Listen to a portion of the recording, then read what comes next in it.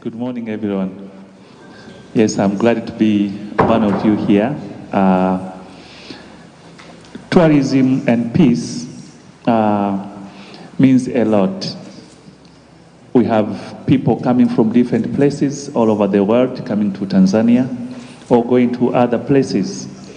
And whenever they travel or whenever they do in different areas, they must be in a situation which is peaceful. So in Tanzania, we have the efforts by Her Excellency Samia Suluhu Hassan. We know what is happening here. And what the government is trying to do is to ensure that there is peace, so that our visitors, our tourists who visit Tanzania and all over the world, they reach here and they spend their time in the country peacefully. So our theme of this conference this year wants just to remind everyone that in our undertakings, we need to ensure that peace is our priority, to make sure that the industry, the tourism industry grows and earns a lot of money for our country and all over the world. Thank you so much for giving me this chance. Thank you very much, Dr. Pima, for that enlightenment. And for that case, I think the local government here have done a lot. I've seen some improvement in our roads. We see the street lights now has been improved, and I see some banners which advertise about tourist and diplomatic police. They are working very hard, 24/7, to ensure there's a peace in Arusha. Try to improve the security, because myself, I hate very much when I pass through the night and I see some black spot, because they're inviting some crime issues. But I'd like to invite Madam Helen to give us a bit about the tourism and terrorist acts. Please share with us. Good morning to all of you. The only thing is about taking care of our city, knowing one another, because if we don't know one another as well, it's possible we might welcome people who are not favorable in our area. Now, we understand what happens when you are attacked, like what I'm going to present. It is believed when you are attacked, like what has happened in other areas, this particular sector is affected so much. If it's a terrorist attack, it takes 13 months to recover. Now you understand, this is not an independent sector. Tourism is about food, is about accommodation, is about transport or whatever. Now, if a destination is attacked, it means all these sectors will paralyze. Now, it takes 13 months to recover.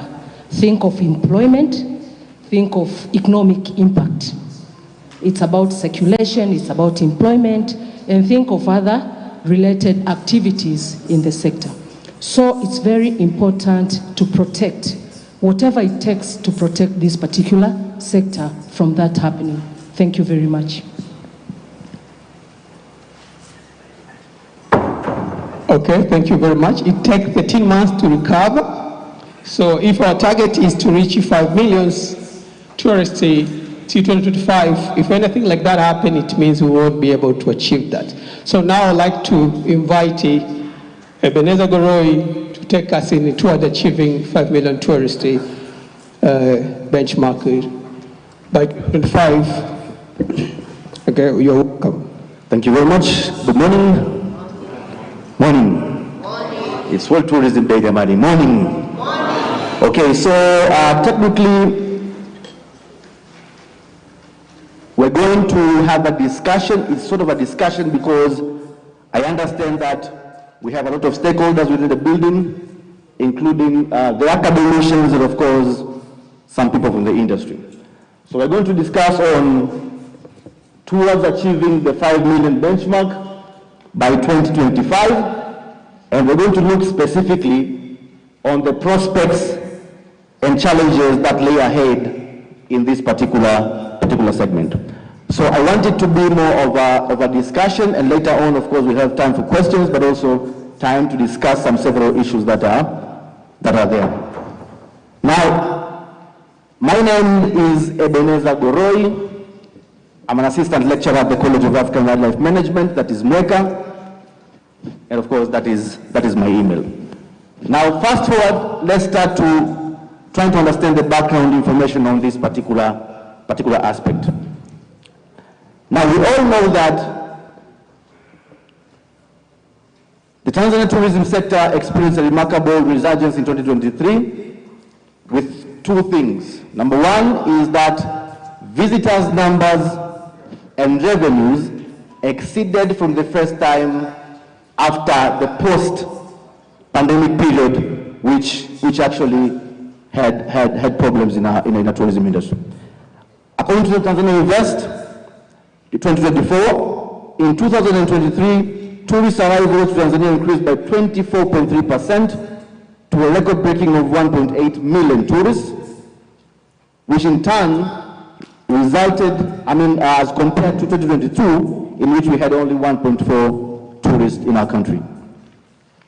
Also, in terms of receipts, as you can see, we reached a high record of US dollars 3.3, almost 3.4 in 2023 compared to what we call 2.5 in 2022. Now, we all understand what happened during the COVID pandemic. The tourism industry faced a downfall globally, and of course Tanzania was also affected in that particular context, and we lost a lot of money out of that. If you look specifically in 2020, revenues were down to almost USD 1 billion, of course, globally. But of course, from the peak of USD 2.6 billion in revenues, and of course 1.5 million arrivals in 2029. So, according to BOT 2024, it is very well captured that the country's foreign exchange earning also grew to 3.4 billion, which is specifically a rise in 36% from the same period in 2022. And experts automatically say that from the first recovery of the sector, then the GDP contribution in 2025-26 probably will reach its highest level.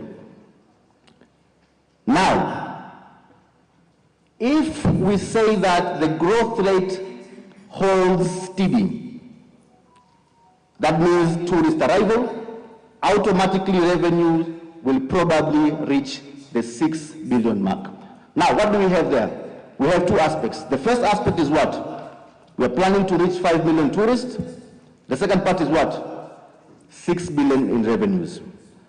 But on the first part, which is what we say 6 billion in revenues, currently we are almost 3.4 billion in revenues. It means what? It means we are down to almost 2.6 in whatsoever.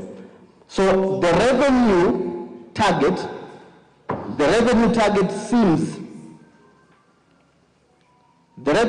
seems likely to achieve, because we are only 3.4, we're left with 2 years, but now there are still concerns as to whether the 5 million benchmark which we have can be attained by the year 2025. And in connection to that, the revenue target, which is 6 billion, looks more attainable, as I said, but the argument is this. It can be argued that we don't require specifically 5 million tourists to reach the attained 6 million USD in revenues. Because what? If we still have 1.8 and have attained 3.4, automatically, probably if we have another 1.3, we might reach, of course, 6 billion. But specifically now, despite the fact, the question now comes, this is a very triggering question. One, can Tanzania achieve 5 million tourists by 2025? And if so, is it feasible? And if it's feasible, what are some of the prospects and some of the challenges and key points to think about when you go on forward in achieving the 5 million benchmark. So technically, this is the idea that we're coming forward to propose, and of course, making sure that we have a lot of insights and proposing recommendations for the government so that at least when we reach 2025 and further ahead, the goal can be achieved. So what I did specifically is, in the course of few months, I reviewed literature and documents analysis, and of course I did unstructured interviews. I'm a qualitative researcher, so I did a lot of unstructured interviews with a lot of stakeholders, of course, during Karibu Kili Fair, and other elements in which I found stakeholders. After that, we selected, appraised, and summarizing data, and of course, thematic analysis was used as the basis of discussion. So technically, this is just an informative paper trying to look upon some of the issues and key points we are going to discuss. Now, let's try to discuss some of these issues. When we speak of tourist arrivals, four things to me comes in mind. These variables include the following. Number one, first of all, we have to understand we have in Africa only 4 countries have exceeded the 5 million benchmark and so on. And the number one is Egypt, of course. Throughout time, it has consistently had a lot of tourists, and of course, recently, almost 4.9 tourists. Then we have Morocco, Tunisia, and South Africa, both exceeding 5 million. Of course, Tanzania, we're still in 1.8. Of course, we are gearing towards reaching 5 million tourists. Now, what are some of the variables or key areas that we think should be looked upon so that when we go or think of the 5 million benchmark plus the revenues, we have to check upon them. The number one variable is airport facilities and services. The second one is accommodation facilities and services. The third one is human resource, or rather human resource management. And lastly, which actually assists in establishing grounds for promoting tourism in our country, meaning that by increasing the numbers. Of course, promotion as a tool in the marketing mix. And those that are studying marketing, I think they understand the marketing mix. So these 4 elements are crucial in all the countries that we saw, and of course globally, in assuring that one, the environment is conducive when we think of 5 million tourists, of course revenues, but also attracting and promoting tourism and tourists coming in our countries. So I'm going to discuss some of these issues, and of course later we'll have a discussion with other colleagues and try to see on how we can capitalize on that. Now, on airport facilities and services, it is key in worldwide or even in Africa. If you look on all the 4 countries that have 5 million tourists and above, and of course globally, you'll find one key thing that is there. Most of these countries rely on what we call inbound tourism, that is international receipts. And if you look on international receipts, most of these tourists travel by what? By air. And if you look in Africa, more than 70% of these tourists, of course, are inbound tourists. So the first thing, so it is very important to understand that airport facilities and services are very crucial in, one, making sure that arrivals are handled properly, but also tourists come within a particular area, and it can facilitate smooth transition of these tourists. If you look, for instance, at the Cairo International Airport, it can facilitate more than 26 million tourists. Johannesburg, which is our Tambo, 21 million, and Cape Town, which is 10 million. They are way ahead of us, which I think it's very crucial if you want to go there. So airport facilities and services should match the required input. We cannot say that we want 5, 10, 20 million tourists. At the same time, the facilities that we have in terms of airport, if you benchmark with other countries, does not facilitate smooth transition of tourism activities or tourists coming in our country. So manpower, security, and amenities and accessibility are key issues in airport operations. I've said also recently, I've seen recently Egypt has made sure that it has upgraded its facilities and increase the number of passport counters and visa outlets within airports to facilitate smooth transition of these particular areas. Now, if you look on the prospects of the side of our country, if you look at Kia, for instance, Kia can hardly accommodate 1 million tourists, of course, throughout the entire year. JKN, of course, with the expansion of Terminal 1, which can hold almost 500,000, Terminal 2, 1.5 million.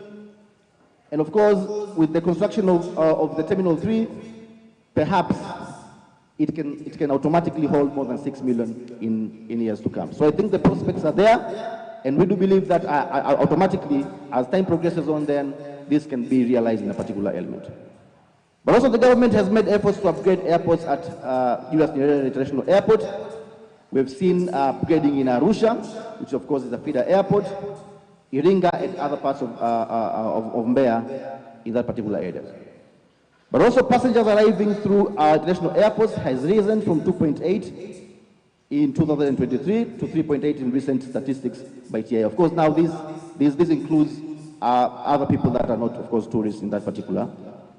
However, in terms of air traffic, 5 million arrivals will represent an equivalent of 50 Airbuses. So what we mean by this is that if you look, we still lack in terms of air traffic control. For instance, how many Airbuses can land at Kia? It is argued that hardly, we can only land 2 Airbuses at the same time at Kia. It means the facilities at Kia can only facilitate that particular aspect. At the same time, if we want to have 5 million tourists, what does it mean? It means arrivals will represent an equivalent of 50 Airbuses placed, approximately 13,700 passengers per day arriving in Tanzania. So it shows that we have a lot of things to do, and we have a lot of work to undertake, so that when we think of having 5 million tourists, then we have to think also of the services that are there within. So realistic goals should be backed up with reliable plans to attract airlines. However, the government is doing very well in terms of assuring that they promote and make sure that at least they add the services within these airport facilities. Another variable, which is accommodation, we understand very clearly we cannot discuss of tourism without discussing accommodation. So accommodation facilities are a determining factor in the choice of destination visited, and it has been widely researched that the type and distinction of accommodation facilities may sometimes influence tourist arrivals in that particular destination. So what we mean here, if you look on our country, we are still shortage of hotel beds. This has been said clearly by the ministry, by the President, Honorable Samia Suluhu, and other stakeholders. We still lack hotel beds that can accommodate the number of tourists that we think. Only less than 50,000 hotel beds are currently available against the demand that is almost over 100,000 beds there. So now imagine, if we are still short with 1.8, what are the prospects if we have 5 million in our country? So I think we have to make sure that the target of 5 million tourists has, and with the interventions that have been done, we make sure that we create a conducive environment, because Tanzania still lacks sufficient good quality and value for money facilities for low and mid-budget travelers. Now, when we say of this, we mean what? We mean, when we think of accommodation, we should think of accommodation that caters what? Caters both sets of group of tourists. For those that understand Cohen identified, we have a lot of tourism preferences, right? We have what we call individual mass tourists, we have organized mass tourists, we have explorers, and we have drifters. If you look on most countries, specifically in Europe, they have capitalized on all the markets, meaning that you must have accommodation facilities to cater what? To cater the organized mass tourists, which are luxury tourists, individual mass tourists, which of course are self-catered by these accommodations that $50 to $100, and you have to also have accommodation facilities that cater for all these other elements, which are the explorers and the drifters, including what? Including backpackers and their like. Now for this, if you look specifically in other countries, for instance, if you go to South Africa, it has been widely observed that South Africa has capitalized on the new trending accommodation type, which is what we call Airbnb. I think everybody is familiar with it. Now Airbnbs have become an emerging type of accommodation and a choice for most low budget and explorers.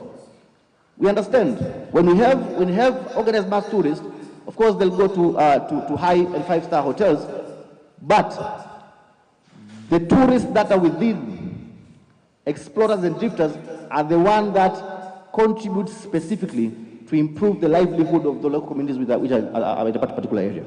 So if you want to think of increasing the number of tourists, we have also to think on the ways in which we can increase and diversify the types of accommodation to attract both elements in that particular areas.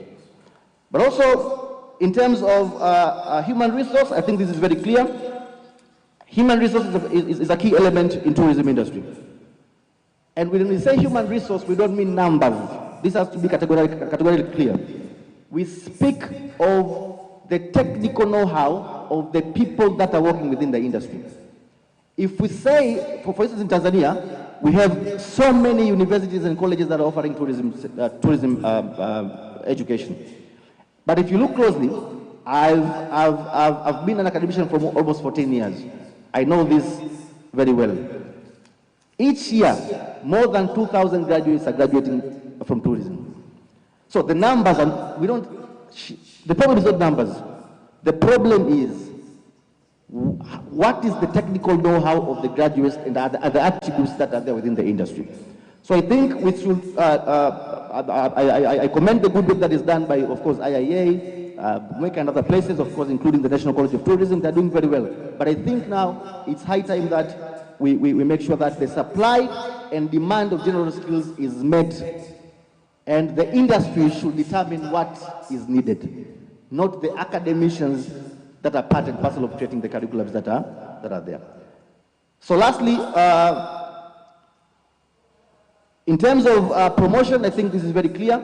You cannot have a lot of tourists if you don't do promotions. So effective promotion strategies are crucial in attracting tourists and meeting the 5 million benchmark. If you look at Kenya, for instance, if you benchmark at Kenya, Kenya has a benchmark of 5 million tourists by 2027, but they have put in place a very campaign that is called Tembea Kenya, which is aims at what innovative products and experiences through advocacy and events.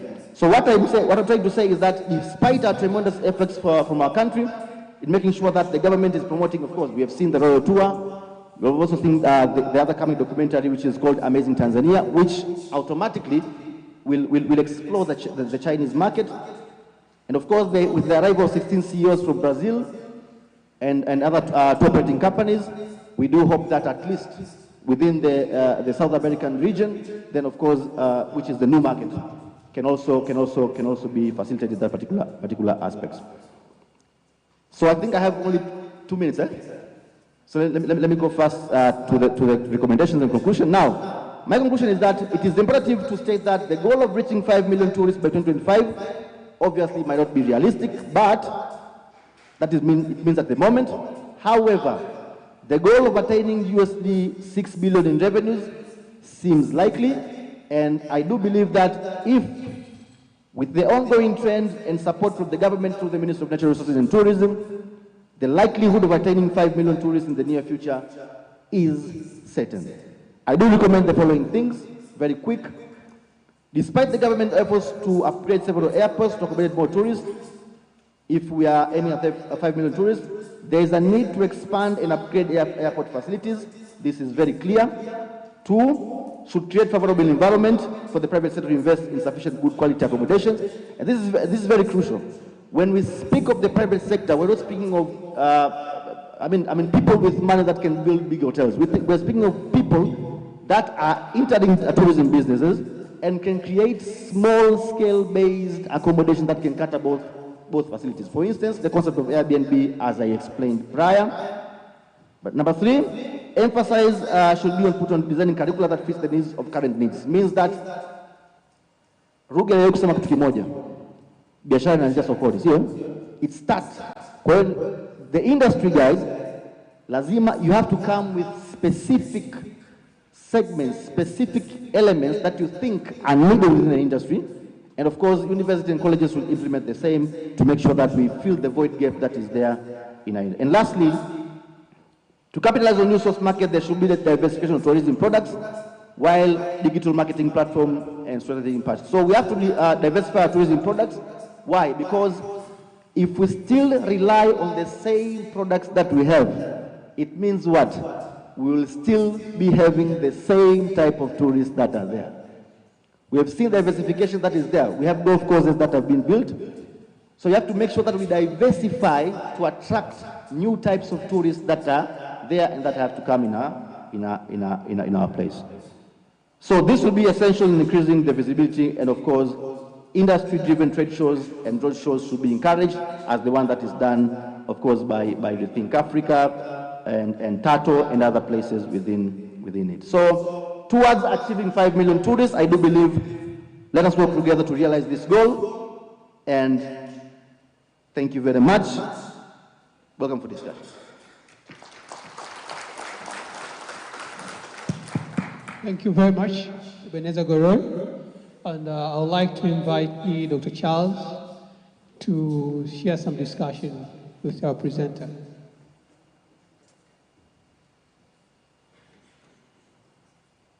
Our microphone. Mtazamaji wa ITV, ni kongamano kuelekea siku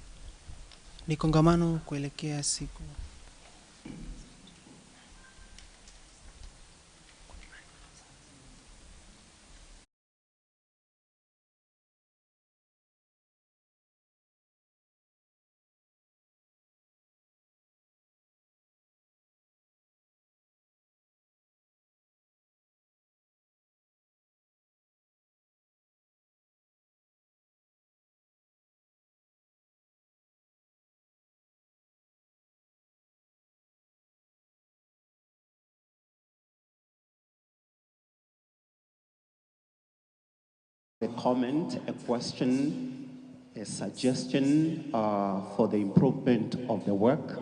But also if you have some issues to raise, you can take also that opportunity.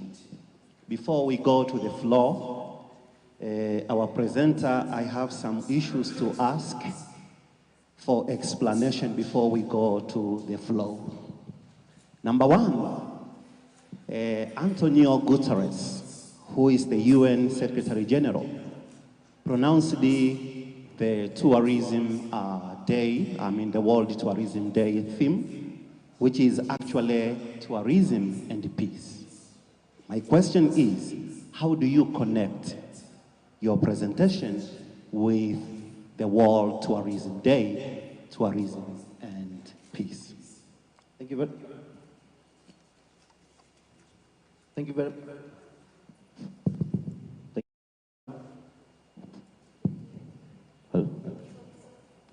Thank you very much, Mr. Moderator.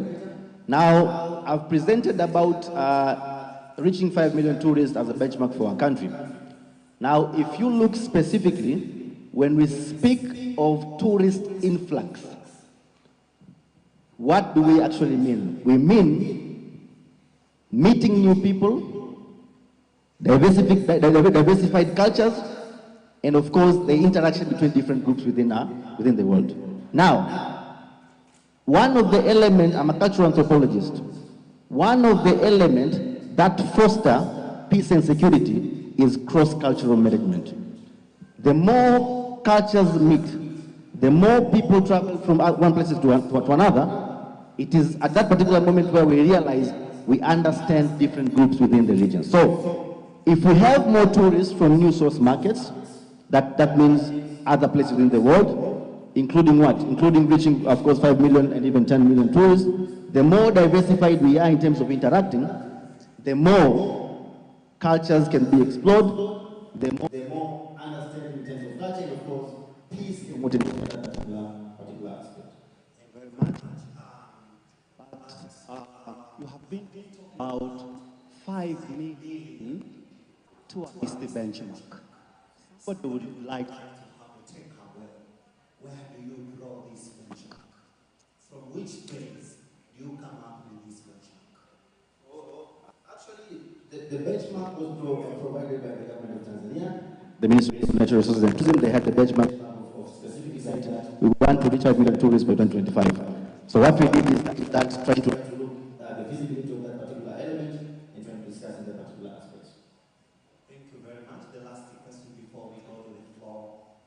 We have been talking about sustainability because of the emerging issues, including climate change. ITV ni kongamano kuelekea siku ya utalii duniani, na tuko hapa katika hoteli ya Green Melia jijini Arusha. Chuo cha uhasibu Arusha kushirikiana na Rethinking wameandaa kongamano hili ambalo litafanyika leo siku ya tarehe 26 mwezi wa 9 2024, lakini siku ya kesho tunafahamu kwamba ndo kilele cha siku ya utalii duniani, na kauli mbiu ya mwaka huu inazungumza kwamba tourism and peace, yani utalii na amani. Bado tunaendelea na kongamano hili, na ambacho kinaendelea ndani kwa sasa ni mijadiliano tofauti tofauti.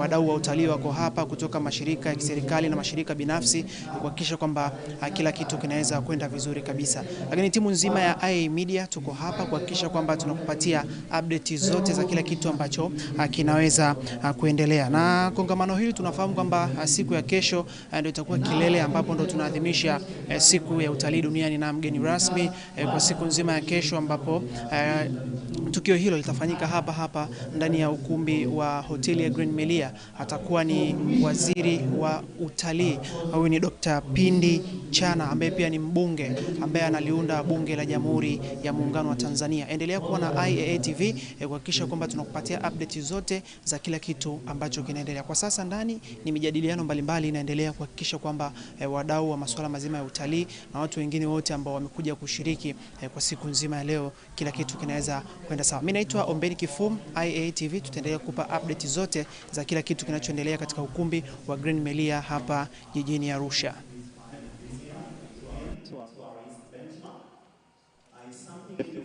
In connection with prospects, you are most welcome for a comment, a suggestion, or a question for elaboration.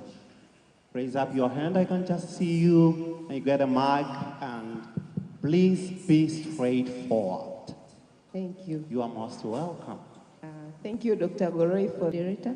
I was following your presentation. I just wanted to see what is the trend so far. I don't know if you included that in your presentation. The trend meaning we are aiming at reaching 5 million, but what is the trend so far? Can you show us maybe like 10 years back we had like 2 million, or 15 years back we had 1 million. So that trend could show us where are we and what we want to reach. Thank you. Thank you very much. Noted. What is the trend for us to consider 5 million tourist benchmark?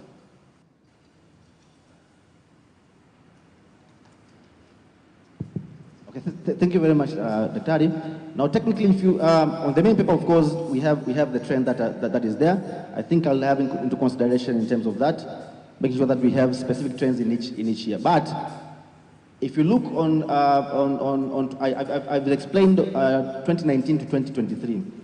We are still waiting for 2024 because, of course, we have to wait until the year ends so that we have all the months within a particular year, so that we can have a trend that explains clearly what it is. But of course, in the main paper, perhaps I'll try to show the specific trends that are there. It is actually supplementing the original question. Maybe we take 2 or 3 people.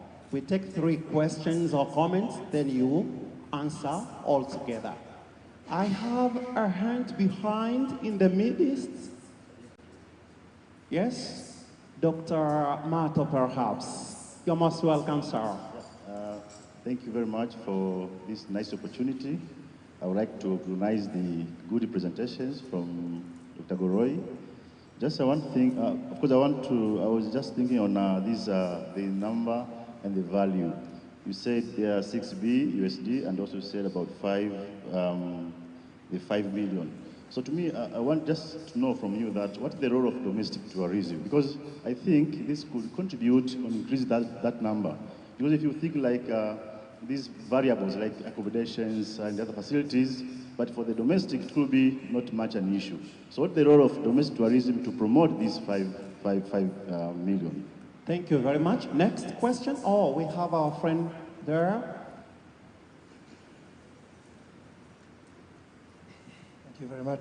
Thank you for the conference. My name is Mohammed Yahyawi. I am Tanzanian, for those who don't believe me. I am African. I am from Algeria, North Africa. I feel a bit concerned about what you're saying. Tanzania is a beautiful country, which I love very much. My wife will be jealous, I think, because I've been staying here for too long. Now, you're mentioning the statistics. It's beautiful, wonderful, but these are digits and numbers. I think we should look a bit upstream and see what is available, what is going to be done to accommodate those figures.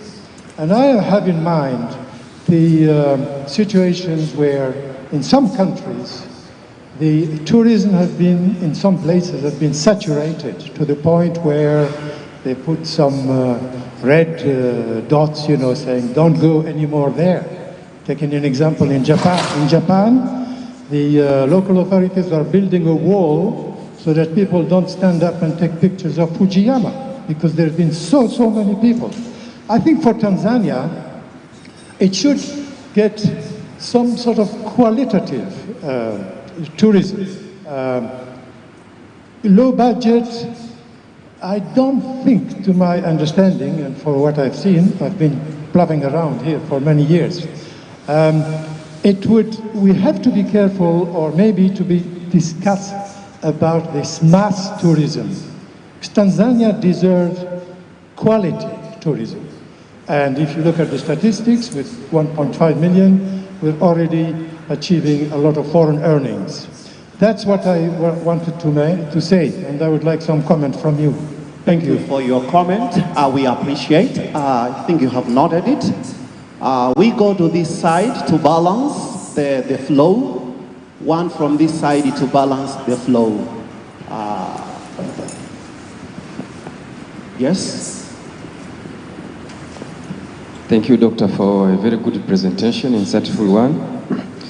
I just want to compliment or to add some more information on your presentation. You have discussed on one of the issues that hindering us to reach the target is on the capacity of our airports. Citing Kia Airport can hardly accommodate 2 Airbus. But I want to add some more information that we think if we address the challenge of aviation cost will also increase the number of tourists. For instance, SADC, EAC, as EAC on average, the cost of transfer, arrival and departure is still higher compared to SADC, COMESA, Middle East and even Europe. So I believe that by reducing this cost of transfer, departure and other related costs, will be able also to increase the number.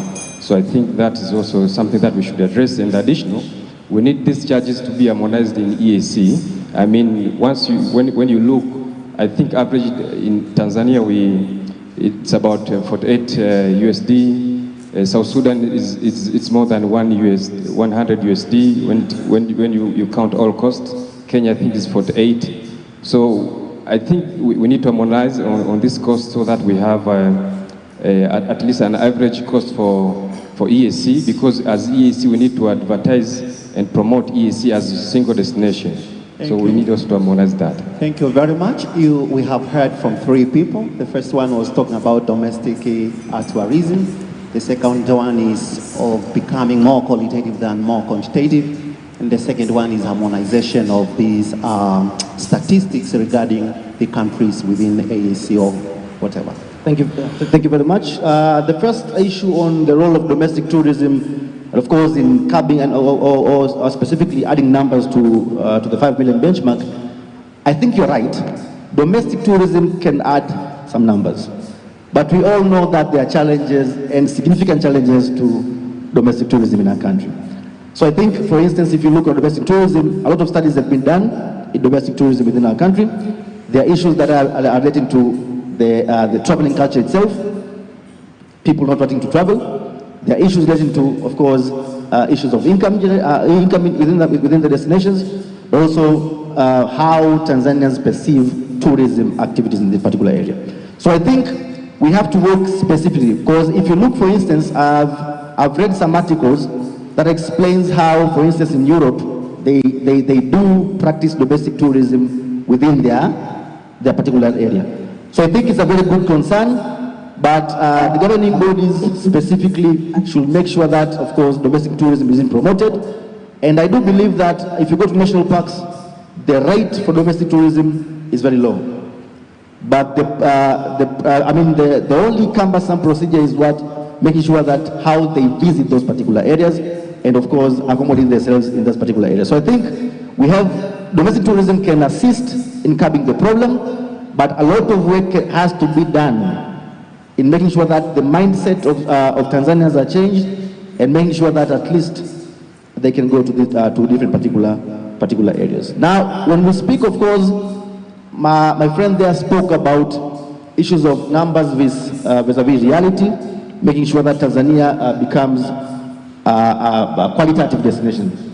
First of all, I want to assure you that Tanzania currently is one among the destinations that is considered an alternative or practicing alternative tourism. Meaning what? The predominant form of tourism that we're practicing is what? Ecotourism. In the form of what? Wildlife tourism. That is predominantly practiced in our country. So I think currently we have no problems. But going forward, as our colleague has said, it is very important that when we add numbers, he said very clearly, we should not be speaking of numbers without speaking of the quality of services, quality of attractions, without impairing tourism experiences. So I think currently, if you look on the side of Tanzania and mainland, we still have wildlife tourism and of course other cultural tourism elements. But I think in Zanzibar during high season, this is where mass tourism happens. So if you ask me specifically, mass tourism is widely practiced in Zanzibar, which I do believe that something has to be done without impairing the tourism experiences. And of course, in mainland, I think we have room, one, to increase the number of tourists, at the same time practicing it sustainably and making sure that at least we have sustainable tourism development. So thank you very much. I think we take that in point, and we still have to advise the government on approaches to making sure that sustainability is practiced without impairing tourism experiences in that particular aspect. On the last aspects by my brother there, I think it's a very good observation, and if you look on the recommendation parts, of course time was not on my side, but one of the things that I've discussed also is that the aviation costs and making sure that the East African community becomes or sells itself as a single destination. Because let's be honest, Kenya offers the same product, Tanzania offers the same product, Uganda, Rwanda, and other places. So I think, one, despite offering or advertising as a single entity, we should also diversify tourism products within our region. So I think this is very important and very crucial. Thank you very much. I think also that has been taken into note, and probably the agencies can make sure that, of course, they do that in that particular aspect. Okay, we profoundly appreciate for your explanation. We go to the second round of questions. Just we get only 3 people, one from this row. Yeah, two from the 2 rows. Oh, no, from that row and one from this row. Okay, thank you so much, Dr. Ebenezer, for the presentation. I don't know if it's a question, but it's like a challenge for all of us. Like, is it possible to get a breakdown? Because we have a different attraction in Tanzania. Like on Kilimanjaro, we have challenges. And all this attraction, the aim is to get our target of our 6 billion, right? So is it possible to break down, like in Kilimanjaro, we have a challenge 1, 2, 3, 4, Safari, Zanzibar, and then we deal specific each attraction. So it's hard to take it as a general, like. Thank you. Yeah. So you have been understood. To reach Is it possible to specify rather than generalizing, including nature and cultural tourism? And the last one, we have our colleague at the right-hand side. Thank you very much. It is your high time. You're most welcome. Thank you. Okay, my name is Halfan Masaza. I'm the Food and Beverage Manager and Operation Manager at Parrot Hotel. Actually, we are quite brand new hotel in Arusha. Doctor, you have, I really appreciate for your presentation, but I have a concern that we need to look at in terms of human resources. It is true that human resources are most important. We must have a good human resources who understand the culture and sensitivity of providing service in our hotels. But now, what is our benchmark? Since you mentioned that, what is our benchmark to make sure that we have those human resources which can definitely meet our services standard in Tanzania? Thank you very much. The podium is yours. First of all, thank you very much for my brother there. He spoke something about, of course, we have challenges in different elements. Cultural attraction, natural attractions, of course, we have national and other areas. But, okay, we cannot specifically, of course, we have challenges in those particular areas. But what we are discussing here is, we have a target of influx of 5 billion. Now, let's assume the environment is set to meet 5 million. Now, what are some of the issues that will rise when the 5 billion target is met? And these variables specifically are the ones that, of course, can be used to make sure that these 5 billion are catered for. So we're not speaking of challenges in each and every destination. That is there. We have a lot of challenges in tourism industry. If you start pointing out challenges, tour operators will come with challenges, accommodation will come with challenges. So what we're saying is, all these challenges, despite these challenges, then the 4 variables, if are set in place, 1, the guarantee of having tourists will be there. 2, the conducive environment for facilitation will be there, despite having challenges in other particular areas. So I think also, these are the issues that we have to cater and make sure that we work with them specifically. In terms of human resource, I do understand what you're saying, and while I was presenting, I've seen you nodding your head while I was speaking of human resource. And I understand in accommodation units specifically, we have a lot of problems when we come to finding the right human resource. I understand that typically. But I do believe that despite these challenges, I've seen some tremendous efforts done by government bodies, specifically the National College of Tourism is doing very good. Currently, they've invested much. They've expanded their 4 campuses. They've also invested specifically in making sure that they now produce the graduates that are there. And I think they've also benchmarked with other places. I can see Dr. Masinda here, the manager for Arusha campus. I think he also discussed some of these issues. But what I don't know is that they benchmarked with other places, including Utalii College in South Africa, and I think they have prospects in mind. Thank you very much. The time is not our friend, but shortly, human resources is saying will only be improved when there is what we call education institution and industry collaboration. IIA is leading in that, and we can have applause of hands to IIA because they are leading in that. There is a connection between the industry and the education institutions, including IIA. In one sentence, what is the takeaway? In one statement, what is the takeaway regarding prospects and the challenges of reaching 5 million tourist benchmark by 2025-2026? Mine is one thing. We have to have a collaborative approach with all the elements, meaning what?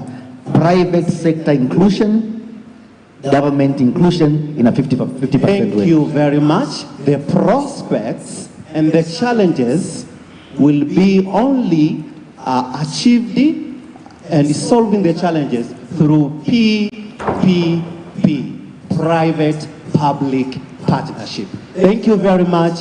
It was a wonderful session, and hands of applause to the presenter. You are welcome, the program director, for continuation of the program. Thank you very much for discussion from Dr. Charles and the Ebenezer Goroy toward the achieving 5 million tourists 2025. Okay, but now we have to invite another presenter through online. This guy is currently is in Rwanda, so we present us through Zoom. Dr. Manyara, please come in. You may switch on your microphone.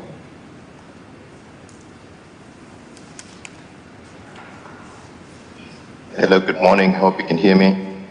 Yes, you may proceed. Yes, should I share my presentation from here? Yeah, it's better do that. Okay. Okay.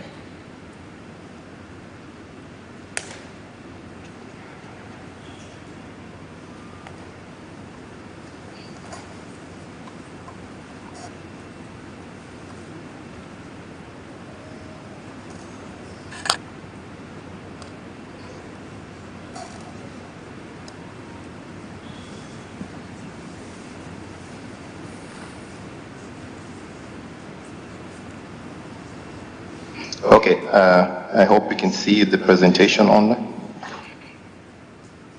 Yes, we can see it.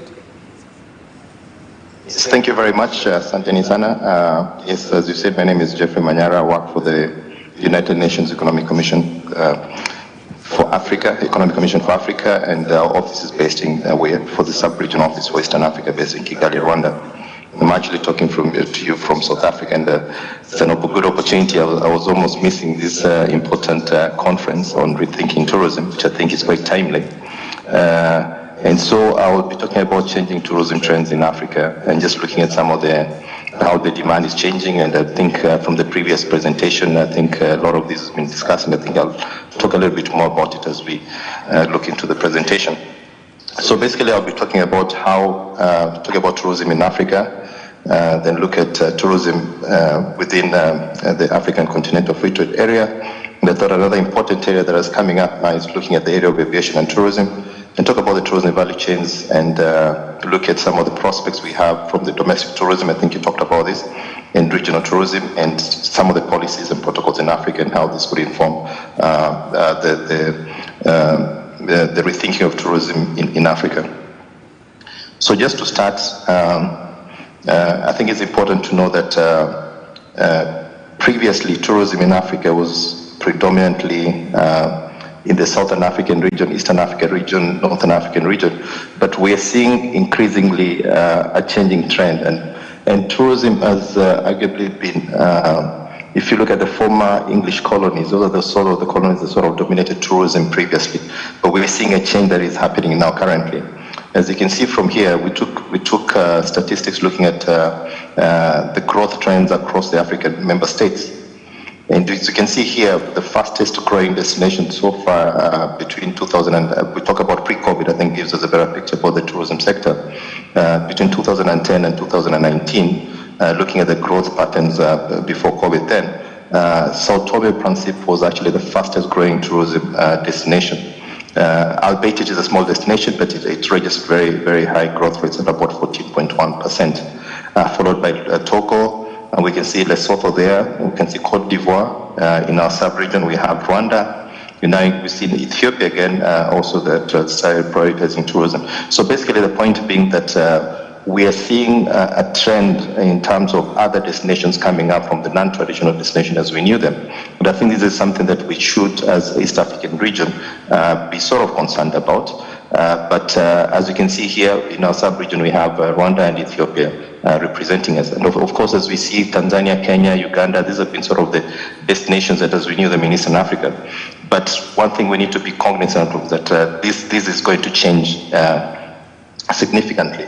But why is that the case? So before I answer that question, is that, you know, when you compare tourism with other sectors across the African continent, you look at, first of all, tourism is going to be contributing about 7% of the continent's gross domestic products, valued about 186 billion. This was pre-COVID. But again, when you compare with other sectors, tourism is now larger than the manufacturing and the banking sectors combined. So it is a very important sector for the African continent. Additionally, tourism, as you know, is labor intensive. Again, that depends on the model of tourism that you're developing. So it is labor intensive, contributing about 25 million jobs across the African continent, which is about 7.4% of total employment. And actually, tourism yields more jobs than the mining and agriculture sector. And this is why I need to explain a little bit. The study was conducted by the World Bank. I think this was back in 2015, about 2015 by the World Bank. And the objective of the study was to looking at an investment of, say, $250,000. Which sector would actually be more, have more impact in terms of job creation? And the results were actually quite interesting in the sense that tourism came up top in terms of yielding more jobs than the mining and agriculture sectors combined. So it is an important sector. And that is possibly why member states, as we saw from the previous slide, are increasingly embracing tourism, because the traditional sectors of agriculture and extractives have failed to bring about meaningful development. And tourism is actually now offering an opportunity to address developmental challenges. So again, here is to look at, looking at capital investments. And as I said, we have seen member states or other regions beginning to embrace tourism. And what you can see here from this graph is that, look at the period between 2010 to 2017, in terms of total capital investments, Africa actually accounted for about $225 billion. Of that, as you can see, North Africa and Southern Africa still took a significant chunk, but increasingly we're seeing West Africa, a lot of investments going to West Africa in that sense for tourism purposes. And this is just to present, to show that. And that shows you that I think investors are beginning to look at alternative destinations when it comes to tourism investments. Again, tourism has been a driver of economic growth in the African continent. This is just to illustrate the fact that tourism has actually been growing at a much faster rate than the African average growth rate, which means that, and this is particularly possibly why the African Union has also started embracing tourism, because it is a driver of economic growth and is one of those sectors that can help us achieve the goals of Agenda 2063. I'll talk about a little bit more about that shortly. But there is a concern in that global tourism share is actually small, and what the major concern is actually declining. It means that the African continent is not developing as fast as the rest of the world. As you can see here from the green slide, the green graph that we have here is showing that, talking about the receipts, and also looking at the average GDP contribution in terms of the share.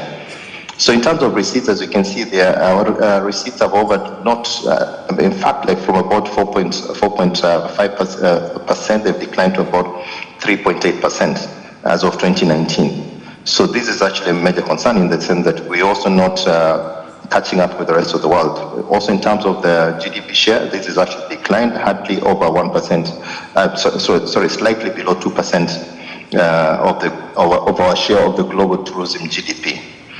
But again, what is even more concerning is that the average spend per tourist when they come to Africa has remained quite low, almost about $650, compared to the global average of about $1,000. So this is a major concern for us. It means that our destinations are still not as developed as the rest of the world, in the sense that people do not have a lot of opportunities to spend their money on, and maybe the length of stays are shorter. I mean, there are a lot of factors to this, but this is something I think we really need to start, again, as with the theme of the conference, we really need to seriously rethink tourism in Africa.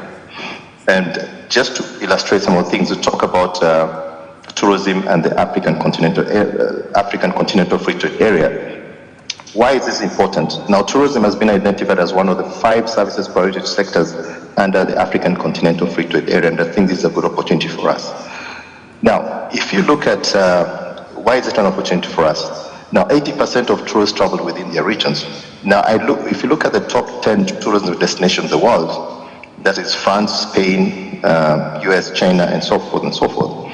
And again, I had a discussion going on about mass tourism. Now, France receives about before COVID, it was receiving close to about 87 million visitors. That is more than the African continent combined, because in 2019, Africa received about 73 million visitors. So one country receiving more visitors than the African continent combined. But the important point to make here is that if you look at France tourist markets, 80% of the visitors you can see from this graph come from within Europe.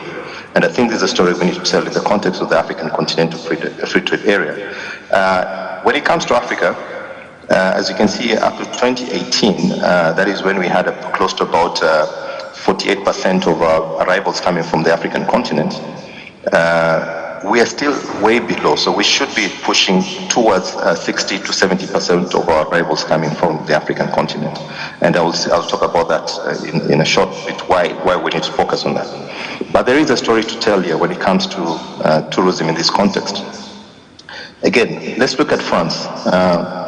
So globally, there's a correlation between tourism and trade.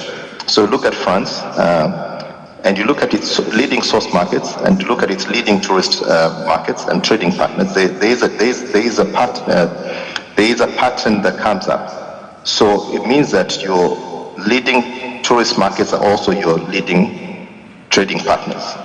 And this is a story we need to tell when it comes to the African continental free trade area. The same story can be said of Thailand as well, that its leading tourist markets are also its leading its leading trade partners as well. So there is a story to tell there between tourism and trade. But the question remains there for what type of relations exists between tourism and trade. And this prompted us to conduct a study looking in the African continent, looking at the relationship between tourism and trade, and we looked at a period between 2006 and 2015, and this for the period when we actually had data on trade and also data on arrivals, and we tried to model these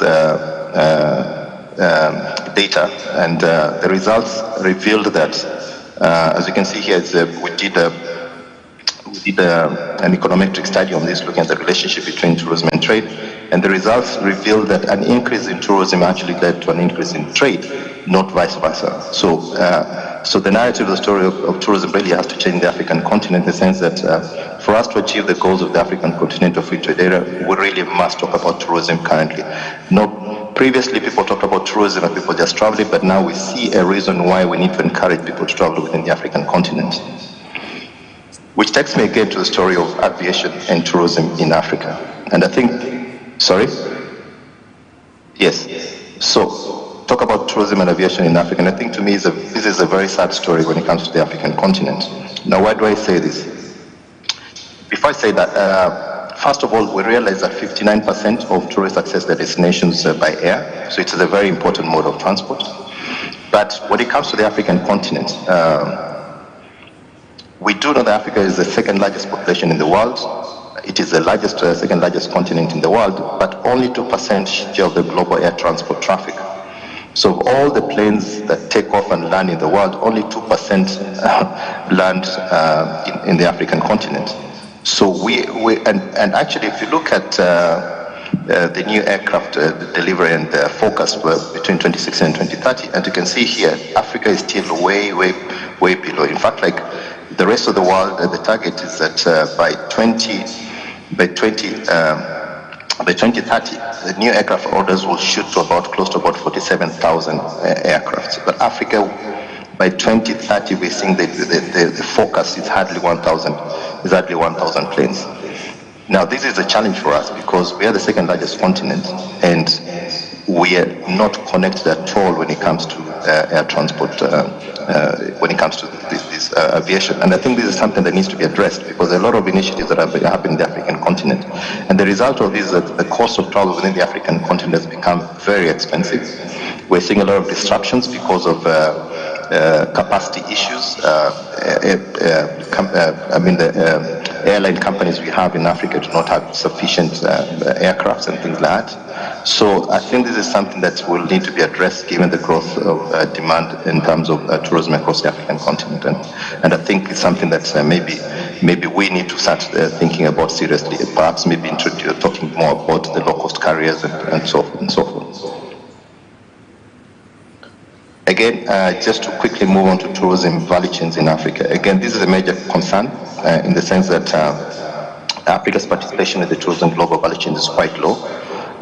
Why is this? This is because of the fact that our domestic capacities are quite low. Again, due to the fact that regional value chains are almost non-existent. In fact, I think we've said that when it comes to trade in Africa, the level of trade, intra-Africa trade is at about just 16%. So that's the level at which you're trading with each other, and this of course has an impact on the tourism sector in the sense that we end up actually importing most of our inputs from outside the continent. What does this mean? It means that there's a very high leakages of tourism revenue. In fact, studies have shown that the East African community as a whole has the highest foreign waste expenditure. What does this mean? It means that people spend the amount of money the tourists spend before they arrive in our destinations is quite high. So a lot of that money remains outside the continent. So it's not really, and perhaps it could be attributed to that low level of tourism spend. We've seen studies, for example, in the case of Zanzibar, only 16% of resort requirements are locally sourced, looking at countries like Botswana, Gambia, and so forth and so forth. And I think this is a major concern for us. And again, this has got to do with the nature of our tourism in the sense that we still continue to lay emphasis on the traditional Western markets, and we see we're not really managed to reap maximum benefits from these markets. So I think it's time to start rethinking tourism in that sense. Domestic and regional tourism prospects. Now, I did mention that a country like France receives more visitors than the African continent combined, and that the bulk of it comes from regional tourism. But in the case of Africa, I think that we really need to look at what are the opportunities that are emerging. A study that was conducted by the World Bank, this is back in 2015, just looking at the middle class and so forth within the African continent, revealed, of course, you can see here that, again, this is looking at the continent's pyramid in terms of social class. So below the poverty line, we have 60% of the population living below the poverty line. Then we have those referred to as the floating class. This is about 20% of the population, those that spend between, if we exclude the floating class and look at just the lower middle class, upper middle class, and upper class, that constitutes about 20% of the population. If you just take this 20% of the African population, I think it gives you an idea in terms of the potential tourist market that we could be targeting currently. As I mentioned, by 2019, we received 73 million visitors, of which 46% came from the continent. 46% of that's about 30 million people that travel within the African continent. It shows you that we are really not doing a good job in terms of targeting the African market, and the fact now exists that the potential does. I mean, there is a strong African tourist market that we really need to start looking at. So this is evidence to suggest that. But just to go further, to look at in terms of domestic tourism spending, looking at the top 10 countries when it comes to domestic tourism spending. Here we have South Africa, Nigeria, Egypt, Morocco, Kenya, Ivory Coast, Tunisia, Cameroon, Ghana, and Angola. And you can see the trend there. Like if you look at South Africa, for example, as of 2019, South Africans were spending close to $12 billion when it comes to domestic spending, domestic tourism spending. And looking at countries like Kenya, which is close to us here, Kenya spent upwards of $4.5 billion and so forth. And the idea really is just to show you that there is a strong potential that exists also in terms of trying to tap our domestic markets. Now, the question comes in, or rather, before I say that, let's look at the case of outbound tourism.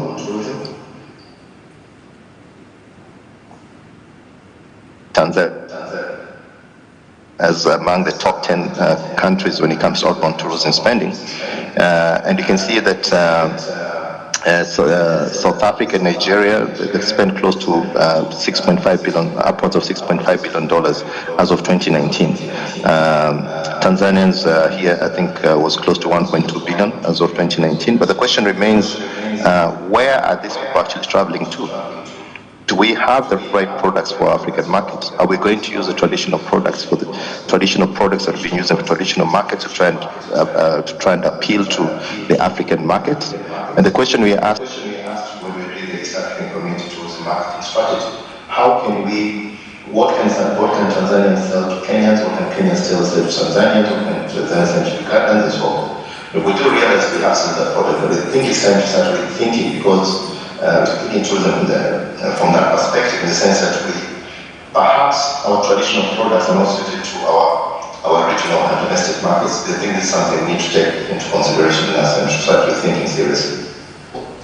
So, just to talk about, again, quickly, let's look at some instruments that exist in the African continent. Now, in 1991, the Treaty established the African Community, Article 65, specifically focused on the promotion of intra-African tourism. And unfortunately, as you can see, nothing much really happened since 1991. And it's only now, up until recently, that there's been a lot of talk about tourism. We need to rethink that. But as you can see, our forefathers had actually thought about the importance of intra-African tourism. And I think it's time for us to take it a step further. We also have at the regional levels, we have COMESA that has got the COMESA Treaty also focuses on tourism. SADC Protocol, of course, has an element on tourism. Of course, we have the ESC Tourism Marketing Strategy. And of course, just last week we launched the IGA Tourism, the second phase of IGA Tourism Master Plan, the 2024-2034. So IGA is also looking at tourism seriously. And the West Africa, we also have ECOWAS again looking at tourism and so forth. And most recently in 2019, the African Strategic Tourism Framework was actually endorsed by the African heads of states and government in Niamey in 2019. Niger, that is Niger. So we have a lot of instruments that are really now focusing on intra-Africa tourism, and I think it's time for us to start seeing how we can realign our instruments with what is going on in the continent. And there are, of course, there's some implication of these instruments. The Protocol on Trading Services of the African Continental Free Trade Area focuses on issues relating to tourism competitiveness. And as I said, the issues of value chain is quite important, and that's what that protocol is trying to address. Free movement protocols, of the free movement of persons and right of residence and establishment. Again, quite important. One of the challenges that has faced the African continent is that the visa regimes have been very restrictive. So we actually restrict movements within ourselves by imposing very, very stringent visa regimes that restrict movement. We also have the Program for Infrastructure Development in Africa, which I think is very important for tourism because as we've seen that when it comes to aviation, is very expensive, but there are alternatives. We've seen the Northern Corridor transport system, the Southern Corridor as well. We've seen Tanzania has launched its train. I think Kenya launched its train as well, which has had a very big impact on tourism. So when these networks extend across across member states, I think we'll see a change in terms of how people travel across the continent, and that would be one of the ways of boosting tourism. Of course, we have the Yamoussoukro decision and the single African air transport market. Again, the idea of the single African air transport market is to try and make travel within the African continent become domestic, so that all the tariffs that are currently prohibitive are removed, and that will lower the cost of travel and enhance connectivity and so forth. So just in conclusion, I hope I've not gone beyond the time, just to say that, of course, we're seeing that tourism now is a very important economic sector across the African continent. But there is a major concern that we really need to address, especially in the context of this conference. The global share is actually small, and the average spend has been low. It is declining, and we need to see how best we can maximize the opportunities that the sector presents.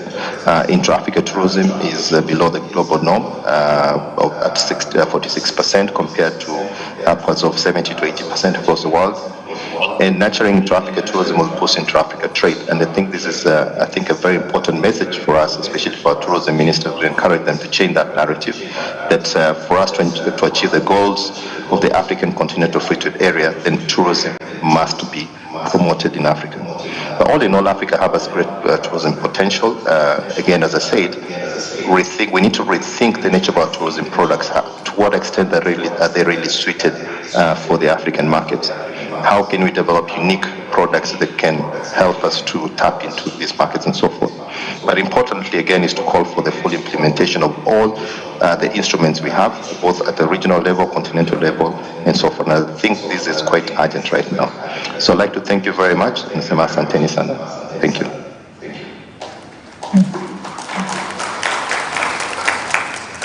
Yes, I think I'm done. Okay, thank you very much, Dr. Manyara. I would like to invite Dr. Charles to share some issues with you. So you still be online. Sure. Okay.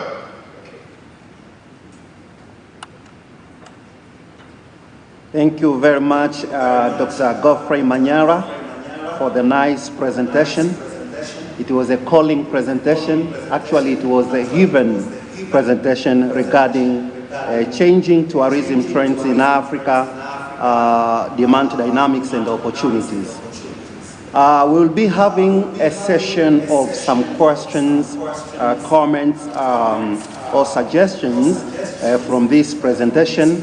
And Dr. Manyara, I begin with 3 issues here in form of questions. You have been talking about changing tourism trends. And change can be negative or positive. And you are talking of Africa. How will does this change tourism trends inculcate peace or endanger peace in relation to the World Tourism Day theme? Will these changing tourism trends inculcate peace, materialize peace, or endanger peace in Africa? Dr. Manyara, can you hear me?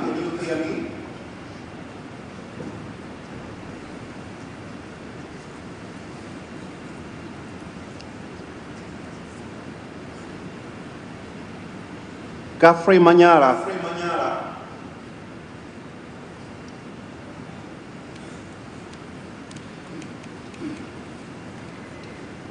As we continue, the technicians to put our system in a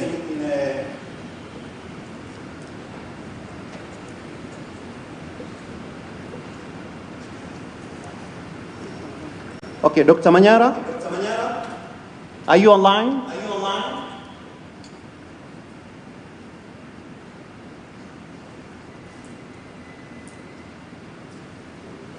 Dr. Godfrey Manyara, can you hear me?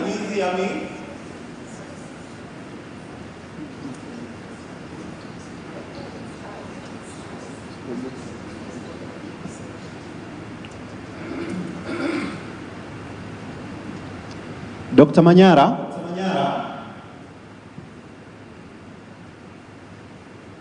He is online, except that we cannot just hear him.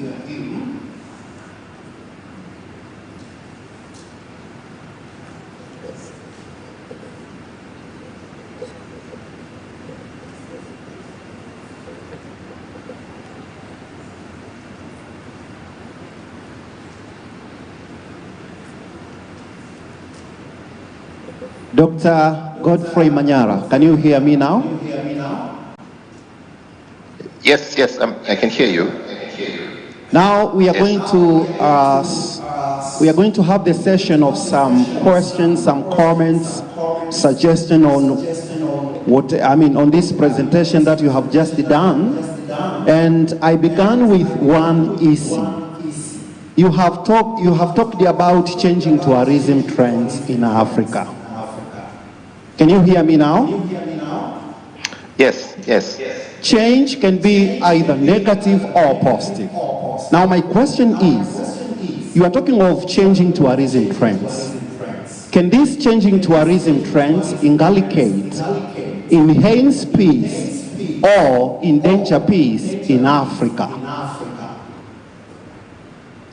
And the second issue is, you have been talking about demand dynamics. But in economics, we have the two sides. We have the supply side, we have the demand side. Do you think it's satisfactory to talk about demand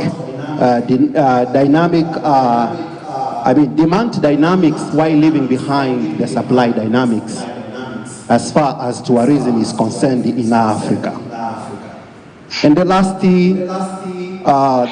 issue in this session is all about Africa. Africa is not uniform. The countries in Africa are not in a uniform way. They are not still.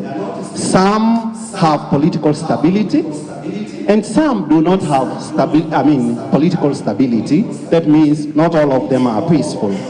Can you generalize about these changing trends in? Yes, thank you very much, Dr. for those questions. Yes, can tourism bring about peace?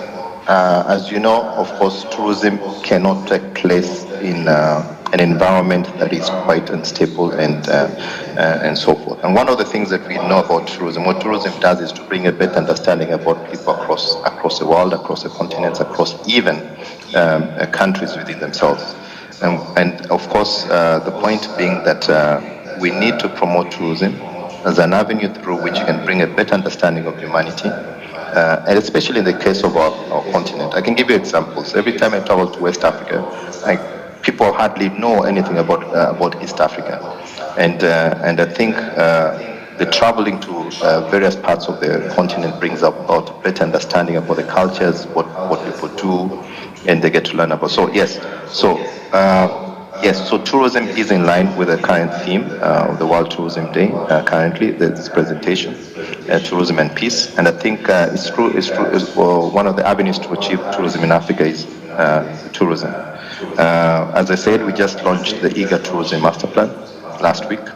And the idea being that we need to bring a better understanding, because the Horn of Africa is known for its perception of instability. And the reason why IGAD is promoting tourism is because it's one of the avenues to bring a better understanding across that particular sub-region. So yes, indeed, it can bring about peace. So secondly, the reason I was looking about demand dynamics, and of course it's just about the title, and of course you do realize I did talk about the supply side when I was talking about the regional value chains, which are almost weak and non-existent.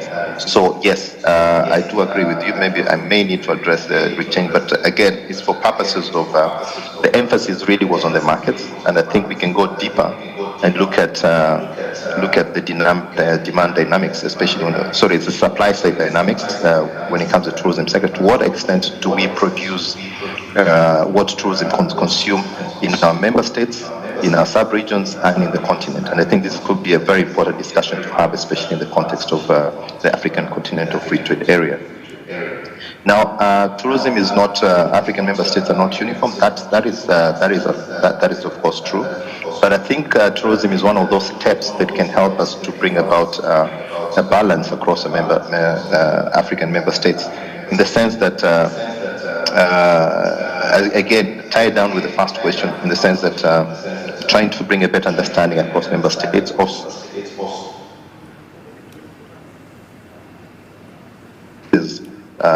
the African continent, especially to those that may be marginalized. Now, of course, we do know the issues that are coming up politically that are sort of distorting this element of trying to bring a better integration across the African continent. But I think eventually there will be stability and yes, and I think now that's where tourism really come into play significantly. Thank you. You may be surprised that a country like Somalia is busy right now promoting tourism, and so okay, yes, I was just going to say that. So thank you very much. Thank you. Thank you, Dr. Godfrey Manyara. We really appreciate for your response. Now we go to the members, the participants on the floor.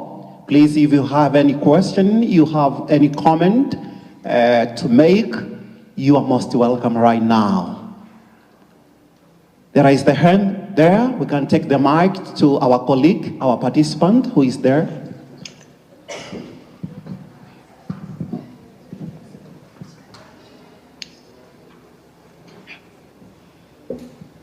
Someone else to assist us, the mic on this side again. Thank you. I request that we go very straight to the point because the time is not our friend, actually. You are most welcome right now. Then you're talking to the right person. Yes. Getting straight to the point. I'm very happy that all the experts are here, so I've got a lot of questions, and I hope they will be answered. It's so good, again, to talk theoretically about these African blocks, tourism interaction, interchange, etc. I have a practical point that I have lived myself. Can somebody here tell me why we cannot have a common tourist visa between Tanzania and Kenya? Every time I have to go to Kenya, I've got to apply for a visa, tourist. Vice versa, when I come back here. That's one question. Second question, there used to be a sea liner between Mombasa and Zanzibar. That has stopped. Now, we're all talking about these beautiful blocks, etc., etc. So what's the practicality of it? Two questions. Thank you. Thank you very much. Hopefully, Dr. Manyara, you have heard.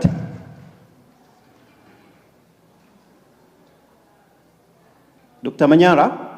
Hello. The first one. Briefly the first was one, on visa issues. Yes, visa issues. Why don't we have the tourism visa, for instance, between Kenya and Tanzania and perhaps in East Africa or Africa in general? That is one. But previously we used to have the sea line between Mombasa and Zanzibar, something you cannot also generalize to Africa. So those are the two issues that are raised. Now we go to the next. You can wait, Dr. Manyara, when we have 3 or 4 people who asked. Then you are able to respond. Just to note, I'll give you the opportunity to reply. No, Doctor, can you hear me? Can you hear me? Yes. Okay. You know, the main challenge here is that, as you told us, that the GDP share of tourism in Africa is declining, while the overall receipt is going up. The issue again here is that you put all the 44 countries of Africa in one basket while analyzing your data. But these countries are actually not homogeneous. They are heterogeneous, so it may mislead because the agenda about tourism is different from country to another countries. In Tanzania, for example, tourism is one of our key sectors, while other countries, they do not think if tourism is part of their growth or development. Can't you see that this may mislead the discussion and maybe the recommendation and the issues about these countries overall? Thank you very much, Professor. That was Professor Manamba who asked about the insistence of homogeneity while there is heterogeneity in Africa. Someone else to comment, to ask? Now, Dr. Manyara, the opportunity is yours. You can respond to what has been asked or commented. You are most welcome. Dr. Manyara. Yes, thank you very much. The issue of visas across Africa, I think, is a major concern. And I think a study done by UNCTAD back in 2017 showed that 50% of Africans required visa before travel within the African continent. But I think there's been, because of some outcry, there's been a reversal in this. And we're seeing that a lot of countries are now relaxing their visa regimes. But having said that, the basic question was between, is it Kenya and Tanzania where there's no single tourist visa? But just to say that the EAC, there's a common tourism visa between Uganda, Rwanda, and Kenya. But again, I think these are discussions that are ongoing, and I think perhaps maybe at that level, maybe I'll not be in a position to answer, but I think member states, of course, are at liberty to address the visa regime according to their priorities and so forth. But I think it's really opening up. Now, the question about Zanzibar and Mombasa, the cruise line, I think this is an important question also, because we're actually doing a project in the Ballina Islands of cruise tourism, looking at the impacts of cruise tourism. But again, one of the reasons that these could have been suspended was the issues of perceptions of insecurity. And I think these have since been addressed, and I think maybe it's an opportunity to start looking at it. And of course, this is an opportunity in the sense that you really need to diversify the offerings, the tourism offerings for people, for our tourists and so forth. And I think, to me, I'd really call for that to be revisited, and we need to have this happening because the market for it has already developed. As I said, again, the issue with the question from the professor, again, the declining share of tourism, again, is a major concern. Now, I'm not saying that tourism is not growing, but I'm just saying that our share is declining in the sense that we're not growing as fast as the rest of the world is growing. And that could be attributed to a number of things, that we're not developing our destinations as much as we should, and that we're not competitive enough, all these sort of factors. And I think a conference like this is what it's trying to address. Countries are not homogeneous. Yes, that is true. But just to know, this is just really a general presentation I was making about talking about tourism in Africa. If I went into the details about the regional dynamics and so forth, of course, then it'll be, it can actually take us a whole week to have those discussions. Having said that, sorry? Yeah, but having said that, we've already, in the context of EAC, with the East African Community marketing strategy has looked at the dynamics within the EAC. The IGAD tourism master plans look at the dynamics within the IGAD region. So there are all these other reports that are out there that can give you a picture in terms of the heterogeneity of member states across the sub-regions. So that is why I was just giving a general presentation about Africa in that sense. Thank you. Thank you very much, Dr. Manyara. Before we cut off this session, Africa, you have been talking about the growth of tourism in Africa. You have been talking about the investment capital being growing in Tanzania, in Africa. But remember, we have the leftover of COVID-19. And again, we have the color of Ukraine and Russia war. Why do you think tourism is growing while we have the two issues, the leftover of COVID-19 and the war between Ukraine and Russia, which can also affect the tourism growth in Africa? Yeah, thank you very much for that question. First of all, we did conduct an analysis about the impact, the potential impact of the Ukraine-Russia war on the African continent, looked at various member states. One of the countries we looked at was, of course, Tanzania. We realized that the impact of that war was going to be minimal on tourism in Tanzania. Then secondly, the issue of COVID-19. One of the things that, again, this is why we really insist on talking about domestic and regional tourism, because those markets recover much faster compared to the international markets, which tend to be very sensitive. During COVID-19, the lesson that came out strongly was that the need to look at our domestic and regional markets. And now, at that particular point, we're conducting a project in Zanzibar, and I do recall that there was a strong emergence of the regional markets into Zanzibar and so forth. So again, one of the reasons why tourism has remained resilient is because of the growth of the domestic and the regional markets in the African continent. Thank you very much, Dr. Godfrey Manyara, for your response. We profoundly appreciate.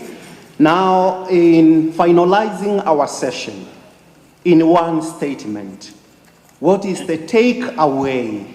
What is the takeaway in relation between tourism and peace, and your presentation topic. Is that for me? Yes, Dr. Godfrey Manyara. What is, in one statement, yes, how do you conclude the relationship between your presentation and tourism and peace? Yes, there is a need to seriously rethink tourism in Africa, in the sense that we need to start looking at, strongly looking at domestic and regional markets. Tourism is, given that tourism is a vehicle through which you can achieve the goals of the African continental free trade area, and also an avenue through which you can achieve peace in the African continent. Thank you very much. Thank you very much, Dr. Godfrey Manyara. In Tanzania, we have a region known as Manyara. We welcome you to visit as a tourist. Greetings to yes, Kigali. I've been there. Rwanda. I always say, sorry, I always say it is that my grandfather was discovered Lake Manyara, so you can attribute it to him. Tk you very much. Thank you very much. Welcome to Tanzania. Yes. Greetings to Asante, Kigali. Greetings to UN Economic Commission for Africa. Hands of applause to Dr. Manyara. Hands, more hands to him, please. Thank you very much. Program Director, the podium is yours. Yes. And thank you very much. Please allow me to leave, and I wish you all the best and fruitful deliberation of the conference. Thank you very much. Thank you.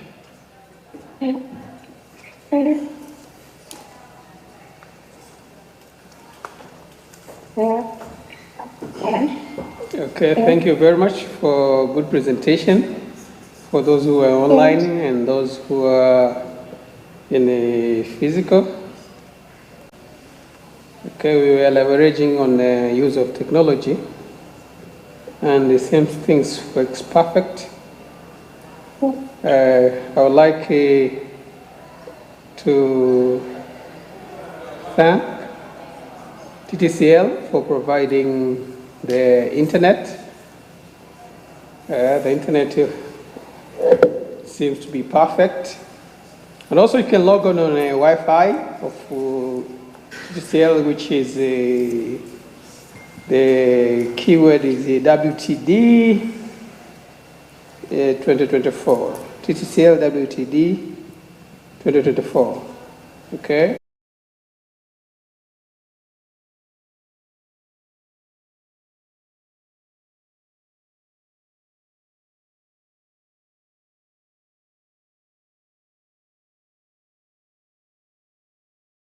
Recognize other sponsors.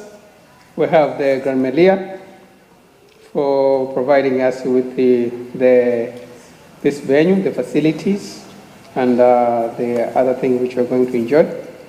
Also, we have the Stanbic, the party of sponsors. I'd like to recognize them. Then also we have the Hans Paul, the maker of vehicles. And in terms of printing and the good-looking images, having good badges, we have the MediaWorks, did the work. Also, we have the RICA, which also participates in making vehicles. Also, we have the Red and White. The Red and White, they're here to provide us with some refreshment or the cocktail at the evening. So at the evening, we'll have cocktail. Yeah. So after finishing this, in the evening, we'll have the cocktail. So I'll invite you all to participate in that, the same as to be on the exhibitions. We have TANAPA, the part of our sponsors. Also, we have NSCAA, the Ngorongoro Authority, and another sponsor is the Rethinking also is part of the sponsor. As you've seen their symbol, they have very big elephant. We've been working with Rethinking, I think now the second year, to make these things happen. Not only that, we have also some special guests. I have to recognize them. We have guests from the Apex, which lead this tourism sector. Dr. Marcel Leiser from UNWTO. Raise up your hand. So we have from the main body which govern and try to coordinate tourism in the world. And also have very important consultant, Michael Ruggiero. Okay, yeah, he's there. So if you have some key issues, some questions, you can see that, you can see him, and then he's very good expert, invested much in tourism. Okay, also we have National College of Tourism campus manager, Dr. Masinde. I think he's in the exhibition sites. Okay, and also in the online, I think you found we finished discussion with Dr. Manyara. Okay, so those are the key members, key guests which they try to give very good test of our event. Okay, so also I'd like to invite all of you who are here to go another side. We have exhibition in another side to get some input from the experts who are doing things in the field to understand much more. Because here we are doing research and the arising qualitative issues, but when you go there, you'll find some field issues. So you are here, and then try to visit the practitioner to see what's really going on. For now, I would like to invite you for the work through tea, a small cup of coffee, just to refresh and walking around to go to see what's going on in the other side. So you may go outside and then you'll find the hot water and some few cookies, okay, to refresh, and then we'll be back after only 10 minutes. I think we'll be back, or you may take a coffee and then come back. So we'll come and finish 2 presentations which remain. Thank you very much.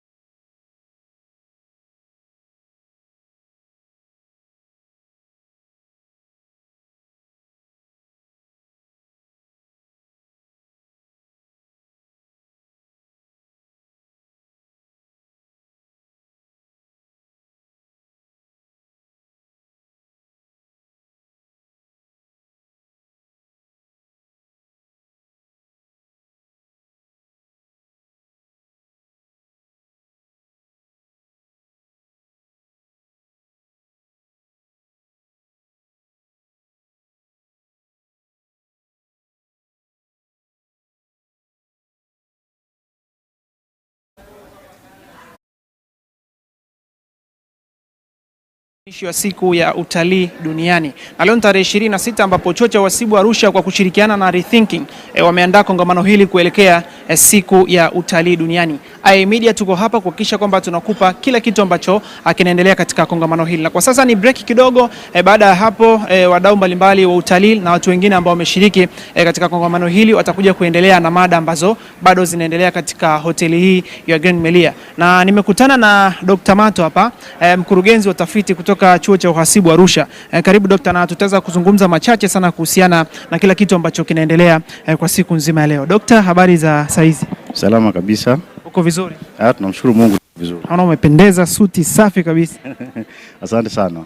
Kwanza tuwapongeze chuo cha uhasibu Arusha kwa kuandaa kongamano hili kuelekea siku ya utalii duniani, na tunafahamu kwamba ni kitu ambacho kimekuwa ni desturi ya chuo cha uhasibu Arusha kuendelea kuandaa makongamano kama haya. Nini hasa huwa mnakiona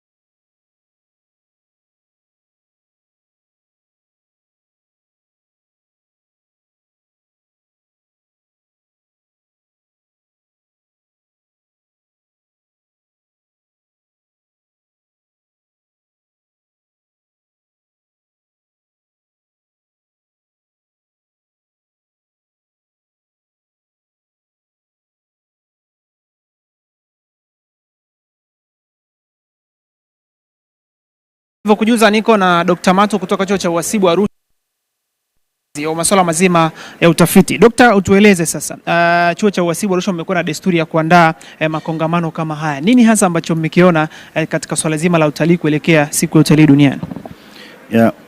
Kwanza kabisa niseme kwamba utalii ni moja ya maeneo muhimu ya utafiti katika chuo chetu.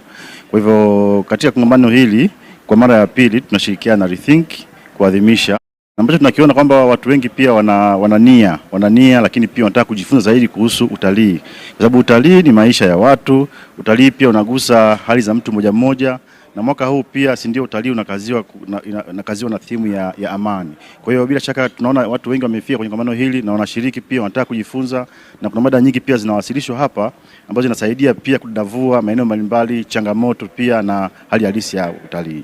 Anafahamu pia chuo cha uhasibu Arusha mna kozi ambayo inahusiana na utalii, Bachelor Degree in Tourism and Hospitality Management. Kutokana na kitu ambacho kinaendelea hapa, inawezekana pia kuna namna moja au nyingine, kuna njia ambazo mnazipata kuendelea kuandaa wanafunzi wenu ili kuhakikisha kwamba wanakuwa ni wadau wazuri wa watalii na wanaendelea kuleta mapinduzi makubwa katika sekta ya utalii kwa nchi yetu ya Tanzania. Na tunafahamu pia Arusha ni mojawapo wa mkoa ambao utalii ndo kila kitu ambacho kinazungumzwa hapa. Bila shaka ni kweli, tuna degree program moja hapa ambayo tunafanya ya upande wa utalii, na sisi pia tunaandaa wanafunzi katika njia nzuri kwa sababu wanajifunza pia kwa vitendo. Lakini pia kuna kampuni mbalimbali za kitalii ambazo zinaonyesha pia huduma zao na bidhaa zao. Kwa hivyo wanafika hapa kujifunza pia, kujionea hali halisi, labda kama wana changamoto mbalimbali pia, kama kuna maswali. Na kwa kweli kama nchi yetu hii ina vivutio vingi sana vya utalii, iwe ni utalii wa asili, iwe ni milima, bahari, maji. Kwa pia wadau wote wako hapa pia. Kwa hiyo na si watu wengine wafike hapa waje kujifunza zaidi na kuona jinsi ambavyo wanaweza kutumia fursa hizi katika kuelimisha jamii au kufaidika pia na jinsi ambavyo nchi pia inakwenda. Tumbuke pia tuna mkakati ule wa milioni 5, si ndio, kufikia 2025. Kwa hiyo pia angalau hata utalii wa ndani pia kuna mada ambazo zinakaziwa kuhusu utalii wa ndani. Mimi nikushukuru sana Dr. Tuende mapumziko, turudi kuendelea na kongamano kwa siku nzima leo. Asante sana.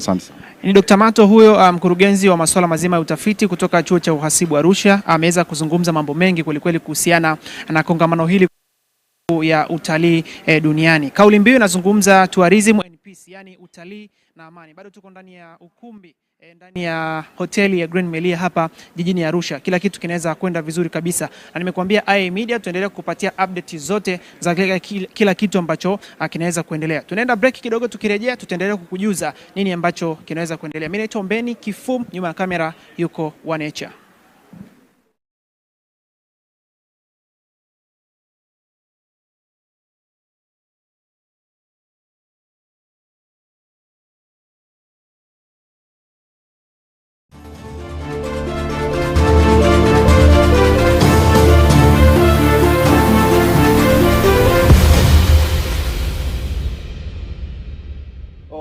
we know as it is, a lot of people are trying to make their life easy.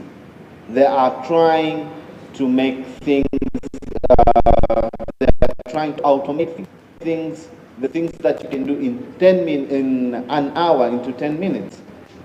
So let's say how Amazon is working. Amazon, right?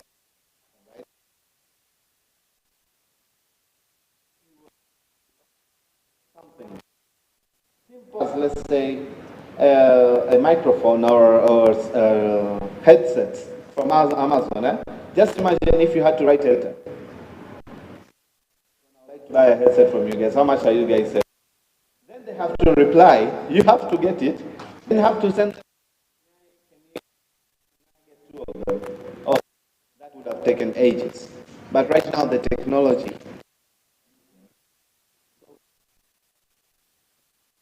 Your mobile shop.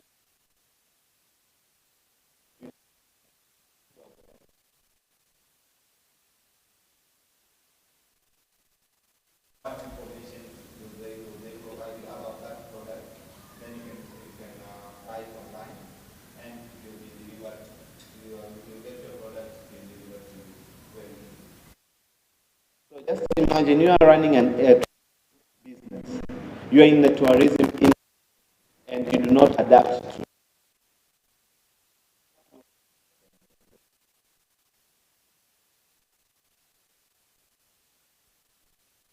to the technology.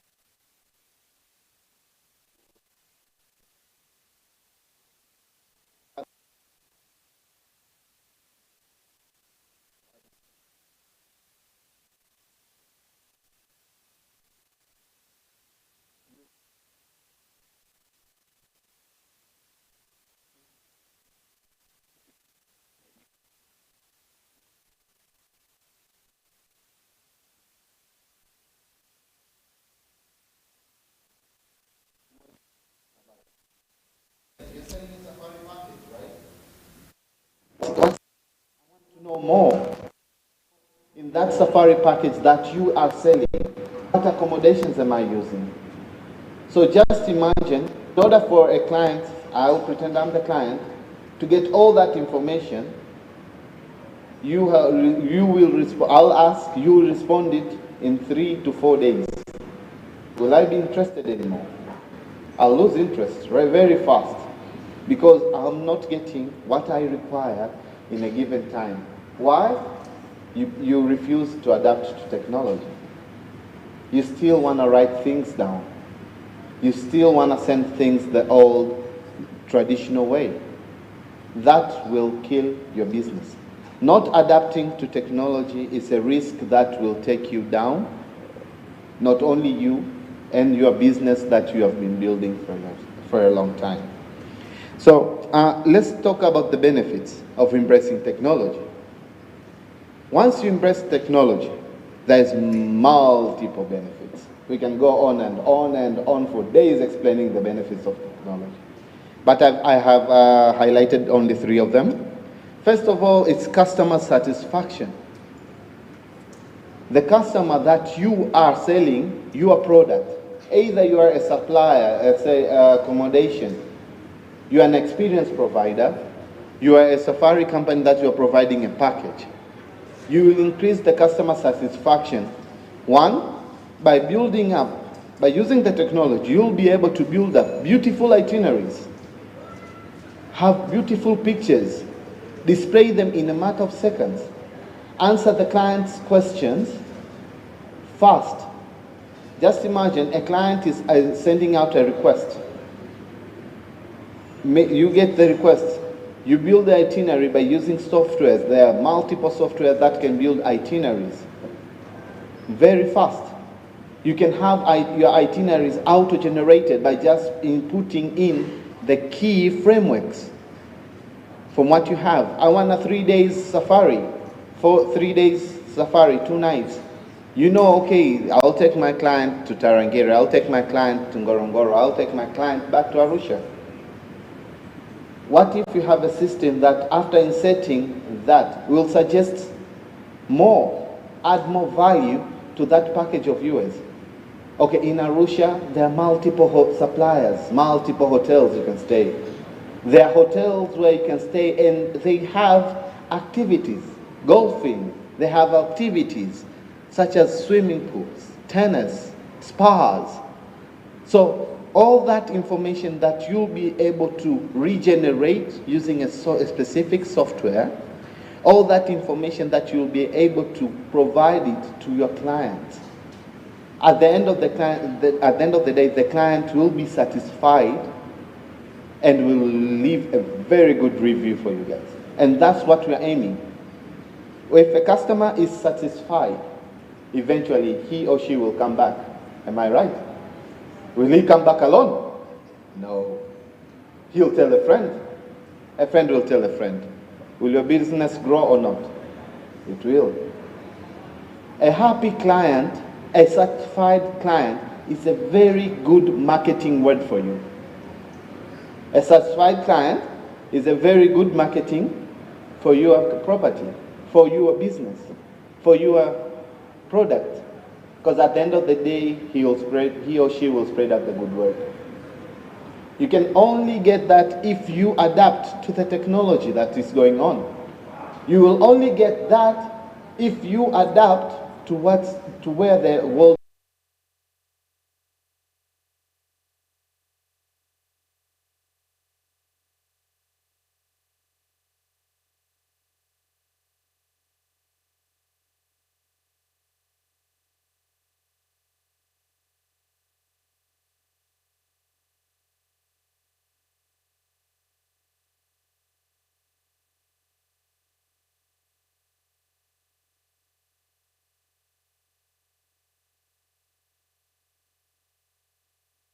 For this property is good. The first thing, you'll go to TripAdvisor, if I'm not mistaken, right? You'll go and see, okay, how many stars do they have? Okay, what are the latest reviews? What do people talk about them? So by doing that, a client can make a decision either to choose you as the company that you would like to travel with, to choose your business, to choose your property as a property that he or she wants to sleep. Because he or she will be comfortable knowing, okay, this place has a lot of reviews and they're all good. That means I'll get the same treatment as the rest.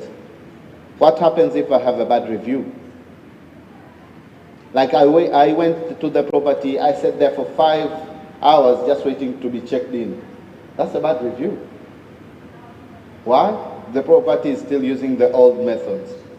You have to write your name, you have to sign some few documents, you have to state if you have any allergies. That takes time. The customer won't be satisfied. But if you're using the technology to your advantage, the client comes to the property, the checking process is very fast, you'll be satisfied. Another benefit of using technology is efficiency and productivity. Once you start using technology, or once you adapt to technology, your productivity will increase. The same work that you are doing for 5 hours, you'll be doing it in 30 minutes. The itinerary for safari companies, you guys understand the hassle. The itinerary that you are building for 3 hours, right now we have softwares that you can build the same itinerary in 10 minutes. That means from 4 hours to 10 minutes, you'll get more time to listen, to deal with other clients that are coming in, other inquiries that you guys get. At the end of the day, instead of dealing with 5 customers a day, you increase your productivity to 20 to 15, 15 to 20, and more. The same number of workers you have,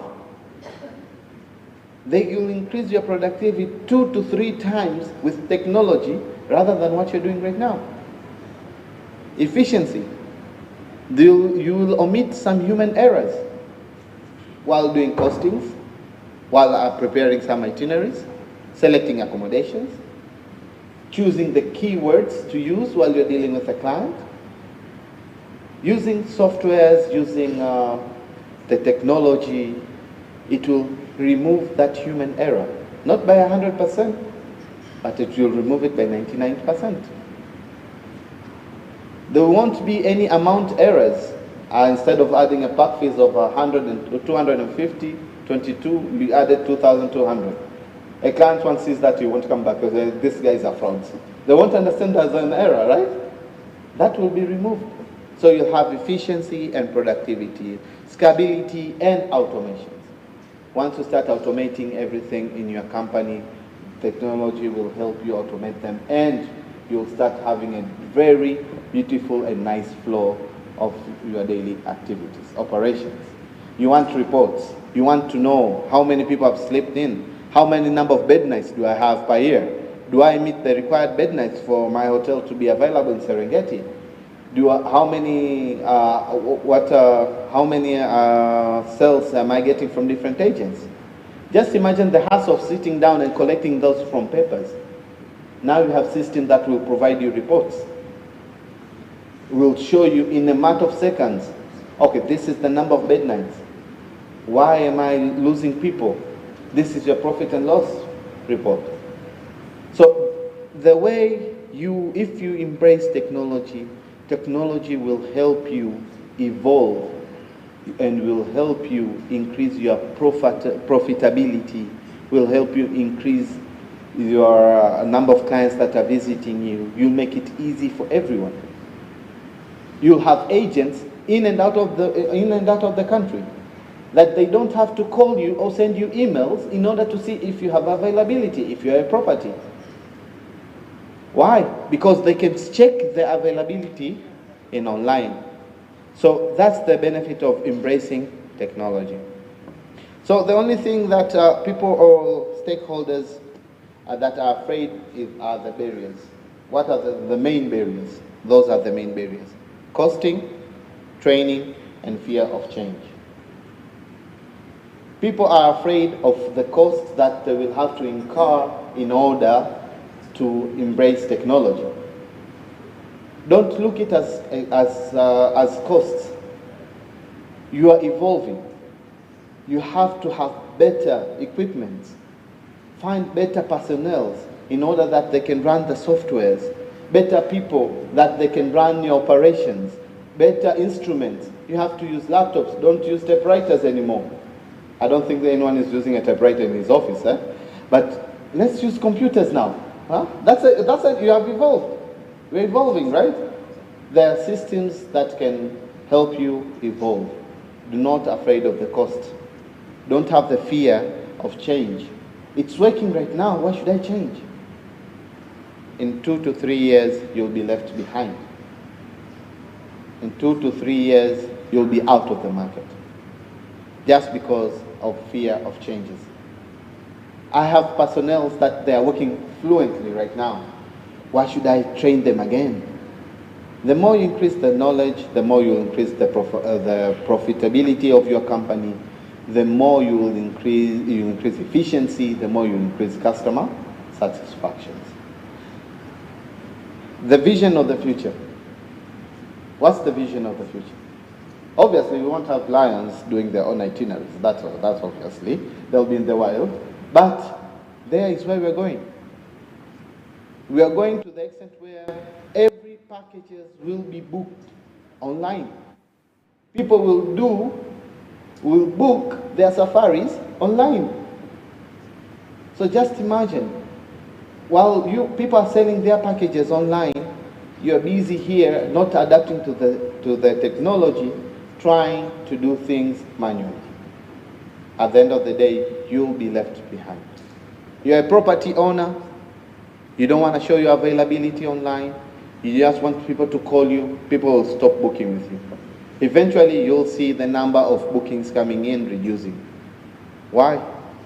It will take you an hour a day for an email to come back to you with, okay, there is availability. What if a person can check availability online? Check availability and be able to book it online. Will I come back to you while I'm waiting for your email? No, I'll book the other property. So the future we are going to is everything will be done online. The only way is for us to adapt, get softwares that will help you out, use technology to take care of things. The government is using technology now, is adapting to the technology. Why are you not? We have park fees. Now we are paying through portals. NCIA portals, Tianapa portals. People pay park fees there and permits. The government is going there. The government is integrating with different softwares so that you can do all that in a single place. So we have as stakeholders, we also have to evolve and adapt with the technology. So we come back to the question that I asked earlier. Will your business be killed off by technology?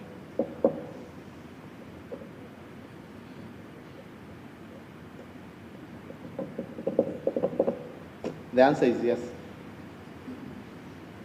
The answer is yes.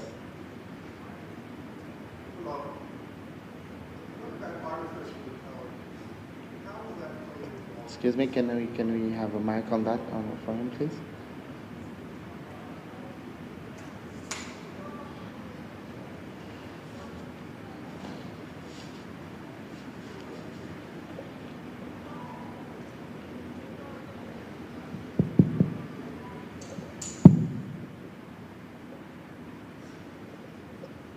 Hello. Hello. Yes. Hello. Gino Lango, Michael Ruggiero. I'm from the United States, and big talk in the United States. Can you all hear me? Can you please change the mic for him, please? We can't hear him well. We can't hear him well. Malfunctioning. Okay, better? Is that better? Yes, that's okay, good. Again, my name is Michael Ruggiero. Okay. I'm from Indianapolis, Indiana. I was born in Philadelphia. The big talk in the United States right now, and you almost cannot get away from it, is artificial intelligence. I love your speech. I think technology is very important. Yes. What is your opinion on artificial intelligence as it relates to tourism? My opinion on artificial intelligence is we use it the right way. Artificial intelligence mainly was created for it to help us with our daily activities, right? It has been created mostly for it to help us to do our operations. So if we use the artificial intelligence if we use the artificial intelligence in a way that it will help us be more productive, it will help us be more productive. For example, I'll give you a scenario. There are softwares that they have been created and integrated with ChatGPT. I think we're all familiar with ChatGPT, and most of us maybe have used it in one way or another. These softwares, they have integrated with ChatGPT in order to help in creating content, authentic content about your package in multiple languages. For example, let's say I have a package, a 3 days, 2 night safari. It's a package. I get a client who's coming in from France, and I don't know France for sure. That I think everyone knows. I don't know France, but imagine the hassle I will get trying to find someone who can translate my package using better words in French in order to present it to my client. But with artificial intelligence, we have, as again I said, softwares that are integrated with ChatGPT. You can just ask the software, can you please translate this? As you can see, I've used AI in a better way. It will help me translate that document, and I'll be able to submit it to my client, which will make it easy. So by integrating with AI, it will also help us in becoming more productive, more efficient. Anything that will be used in a negative aspect, in a negative way, it will bring a negative impact. We all know that, right? But if we use AI properly, it will help us generate authentic content, which at the end of the day, it will help us even rank in Google's, rank in different search engines, SEO, search engine optimization. One of the key points for you to rank in Google, you have to have authenticity. Not many of us can create, are poets. We can't create beautiful words. Surely God knows I can't create beautiful words. But through AI, we'll get authentic content. It will help us out in running our day-to-day activities, in running our daily operations, in order to enhance customer satisfaction, improve efficiency and productivity. Thank you. Yes.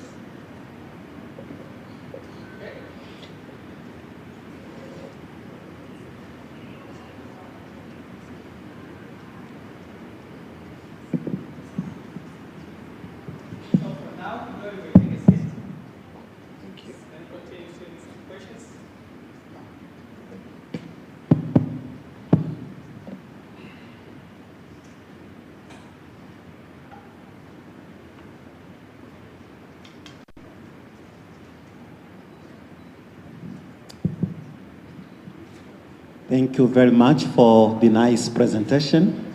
We enjoyed the use of technology here. We are talking of the use of technology in tourism, particularly in travel, tourism, and you are speaking in the nature of business. That technology is tourism, and therefore it is also business. If we don't, we lie behind, or we lag behind. Now, this year, we are talking of peace, which is of more social. Peace is social-oriented. How do you connect technology, tourism, and the peace? Thank you very much. So, our main, as you said, our main theme was tourism and peace. With technology, with the way the technology is growing, first of all, it is very easy to raise awareness. With technology on social medias, we have social medias.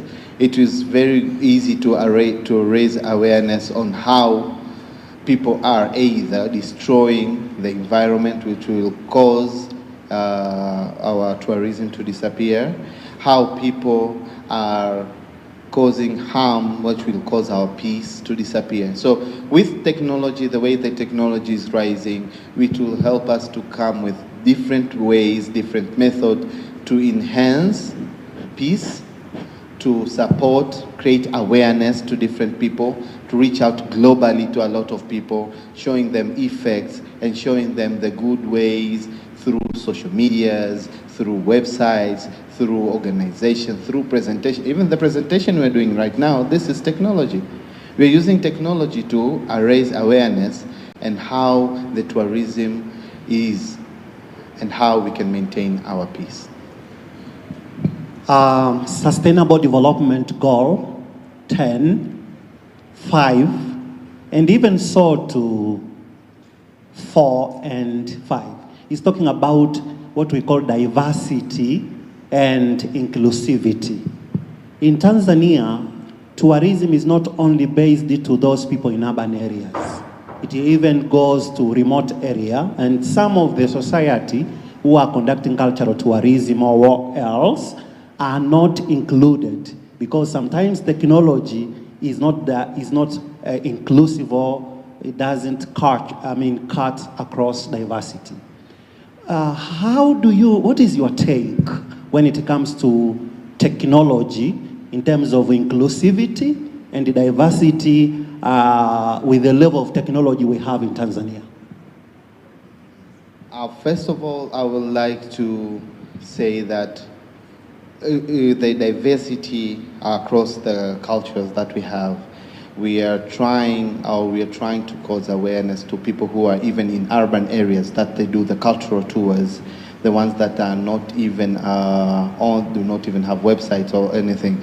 So first of all, as we had a talk just to refer. We had a talk with Tato back then, where we had a mission where we like to visit and make sure that we were able to at least be able to talk to the people who are in different cultural areas that they do those cultural tours, and try to motivate them, try to educate them more on how they can use technology in order for them to be more visible to the world. So we want, how the tech here is that we won't just let it be with the areas that are in urban, but also we'll go to the rural areas where we'll be able to meet different cultures. Before we go to the audience, you have been talking about adoption. Adoption, and we have the word adapt, whereby you are able to adopt and make some changes. But adoption means take it total as it is. Now, some technology are applicable to a particular country because of the level of technology. Now we are talking of the country, the context of Tanzania. Do you think we needed to adapt the technology and contextualize, or we adopt the technology total as it is? Adapting, I would like to answer it as we need to adapt it and contextualize. Yes, we cannot adapt, we do not adapt it totally, because as we know, as I said, any development comes with the negative and positive impacts. We can't just adapt and take everything in whole. We just have to adapt and contextualize in order just to know what are we using, what to use, what do we need in order for us to strive more, strive in tourism, strive in those cultural experiences that people are doing in order to get more and more from it. Thank you very much for the scholarly and policy-oriented response. Now we go back to the floor. My dear participants, it's your high time. Welcome for some comments, suggestions, comments. We begin with Dr. Malushwa. Has been raising always the hand.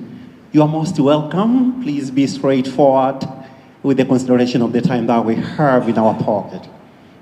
Thank you Mdoe for Mtazamaji wa ITV, bado tuko katika kongamano hili ambalo limeendelea na chuo cha uhasibu Arusha kwa kushirikiana na Rethinking hapa katika ukumbi wa hoteli ya Green Melia, na kinachoendelea kwa sasa katika kongamano hili kuelekea siku ya utalii duniani siku ya kesho tarehe 27 ni maswali kwa wale wadau ambao wameweza kushiriki leo katika kongamano hili.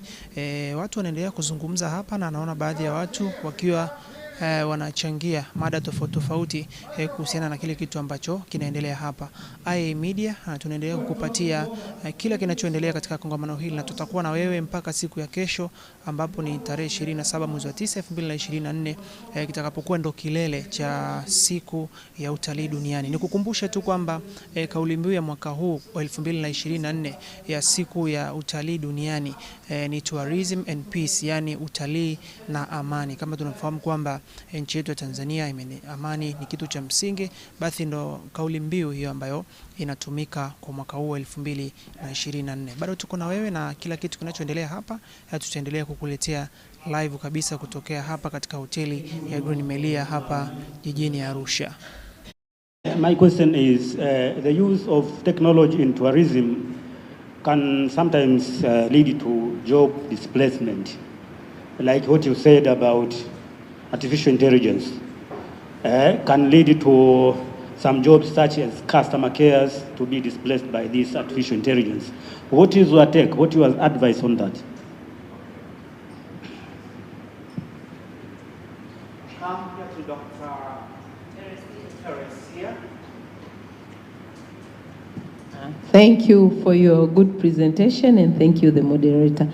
I just wanted to note that you cannot move now without technology, especially in tourism. All the bookings we do through the computers and everything.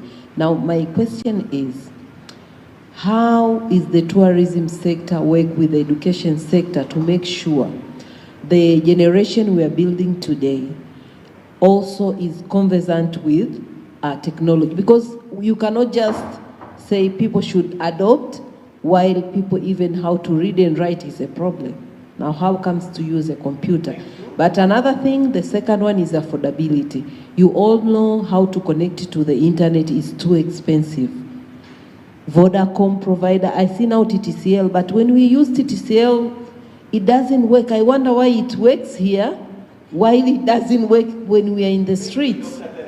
Yeah, so please, can you also insist, I don't know if TTCL is here, but it is really very costly to connect and work in the internet. Thank you.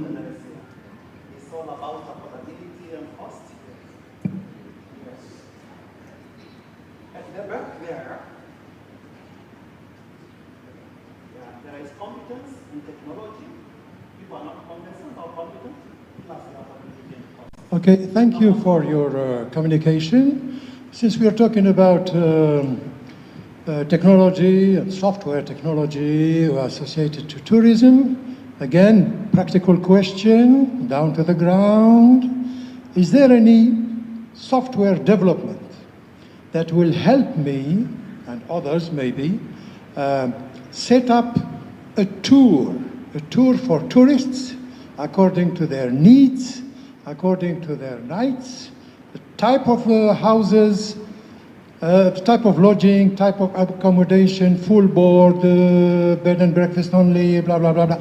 Because I was confronted with this problem, I give an offer for a specific circuit, itinerary, and then the customer comes back to me and he says, no, no, no, I don't want lunches, for example. I have to go all over again. And because of my little limited mind, I have to go to words, yeah, and write again, and erase, delete, blah, blah, blah. I know there is a software, very easy for everybody, for all the tour operators. If the tourist says, I want to do 2 days here, 1 day here, and just give some details, you go to that development program, software, which I've seen, and you just press some click, 2, 3 clicks, and you got it. Can we find this here without going into too much complications? Thank you. Need-oriented develop the software. It's an issue there. Now, our presenter is going to respond the first round questions, then we shall come to the next round. So hold on with your comment, question, or suggestion, then the presenter will come to the next round for picking up all those. So first of all, thank you for your questions. Your questions were really, really beautiful, and they were hitting the right points. So let's start with Doctor there about the cyber attacks. We are aware that, as I said earlier, technology, if you use it well, it will give you positive impacts. If you use it negatively, it will have a negative impact. There are people who are using the technology in a negative way, the hackers. People like to contain your information, to take your information, have access to each and everything that you have.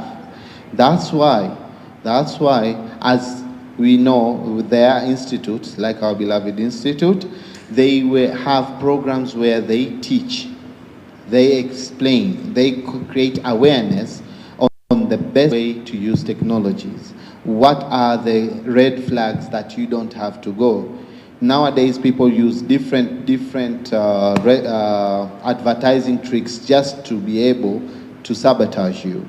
For example, you have an advertise popping up, win iPhone 16, and you have not even entered in any competitions. So those are tricks that people use, or hacker uses, in order to infiltrate your company or your details or your data. So we have institutes that are creating awareness. We have the police department is also creating awareness. Every now and then people will receive SMSs telling you don't fall for these kind of traps. The government is talking about it every day. We have a cyber attack department in the police force now that are dealing with these cyber attacks that people are reporting, and they're dealing with them. So within technology, there are awareness that people are created to be educated. I know it's a long run, but eventually at the end of the day, these cyber attacks are reducing year after year. At the end of the day, we'll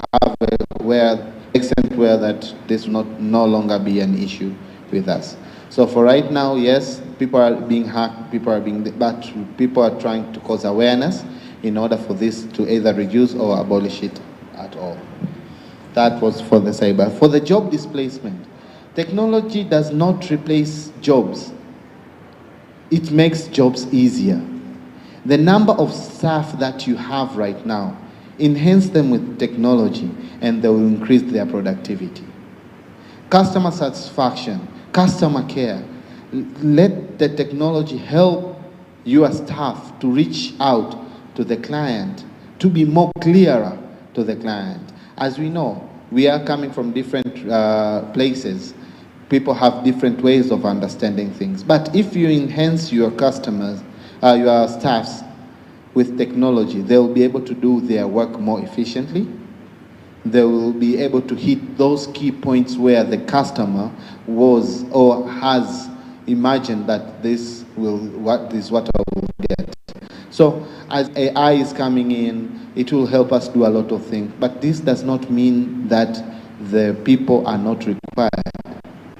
It means you have to use the technology with the people that you have to get more, to increase more, to do more marketing, to do more itineraries, to do more quotations by the use of technology in order to enhance your productivity.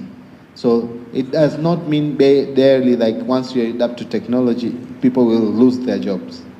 It's how you use technology with the same people you have to create more opportunities. So use that to create more opportunities, and I'm pretty sure you'll have the best time with technology, more productivity, and more profitability. So coming on to the third, I'm using technology also here to have I'm just demonstrating. So tourism, to continue on, we had a question about tourism sector and education sector. As we know, a lot of people do not know how to use, do not know how to. This is where training comes in. We have institute. I was a 2020 graduate of IAA under Professor Sodeika. I was one of their graduates also. And I'm here today. Bear in mind that when I was there, I did not even know how to open Microsoft Words. Now I'm pitching about softwares. See? That's the difference. Eh? So we have institutes. We have a lot of institutes that are training our local people, are educating. Trust me, madam, there is no way you can do anything if you do not have an education about it. You cannot farm if you don't know what the right seed to use. So, yes. So when we say about the lower level, that means you're talking to especially either two operators that are starting from the beginning. Those have to undergo different trainings, have sessions like this. We have conferences like this, tourism conferences like what we have rethinking what they have done this year, or the other year also. With conferences like this, we'll cause awareness. Will teach people, will show people, will cause awareness that they need to learn more while they're still young. When by the time they evolve, they'll have a proper or enough education to get them rolling. So I suggest people do come to conferences like this, learn more, like to read more, get more education from institutes that are all over in Arusha, all over the country. The last, affordability. Affordability, it depends on the suppliers that you are following up. There is affordability in technology. I'm not saying that it's not costly. It is costly, but it's not that high. Depends on the suppliers. There are people who are providing internet providers which are very good at a very low cost. So also in ISP providers, we have them in different levels, from the lower ones to the main ones. You might ask for a quotation for 100 megabyte per second. It will be different for a person who's taking a 10 MB per second. That's why I say there are a lot of ISP providers. They provide them with very, very cheap prices. TTCL out there, they have issues. I might say it's still technology. We have some issues in connectivities, but trust me, you can get the best out of these guys. So the last one, yes, on the back, they ask if we can get a software developers that can help you.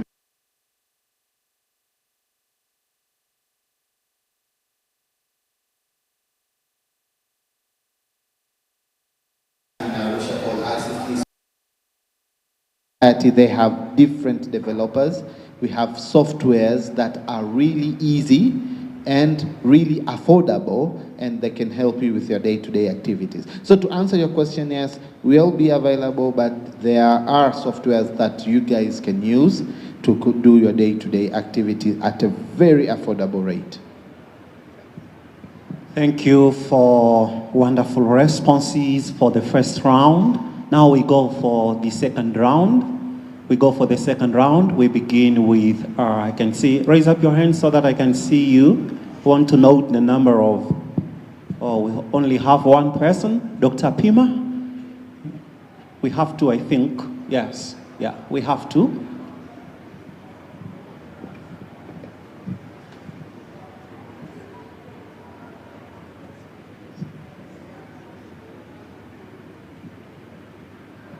Yeah, thank you so much, our moderator, for this session. And I want to contribute to the presentation, which has just been presented on the use of technology in tourism. Of course, as we stand today, you cannot run away from the technology because everything is now changing. So from what you have just presented, I wanted to add some things because here we have people who are dealing with tourism, we have the companies, we have some of the people who are dealing with tourism here. For the research from what is going on around the world, there is the so-called PPP. We have to partner, we have to see how we can partner. For instance, in Arusha or in Tanzania, we may see the possibility of using institutions like IAA, for instance, or like what we have said, the Computer Society, as what he has just said, with the companies which are dealing with tourism, to see how different projects can be done together to get solutions, the online solutions, because one of the things which is promoting or boosting the tourism in the world is the digitalization of this sector. If you don't go into that, it means you are just choosing to perish. You cannot move anywhere because everything is now done online. Like the digital marketing strategies, you need to go into that. So you cannot go if you have no good solution, good software to do that. We have the e-tourism initiatives. If you want to do them, then you have to have the solution which is technology oriented. But we talked about shortage or the lack of well-trained people in the sector, the HR issues. So if you want to bridge that gap as well, you need also to consider technology. There are people who are now collaborating, even to train their staff online.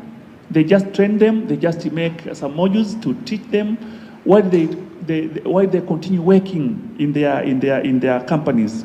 So there is a need to create an environment where the sector, the people who are in the industry, together with the institutions like IAA or other institutions, to collaborate and come up with solutions that will cater for the need, just the need we have maybe in Arusha, for instance.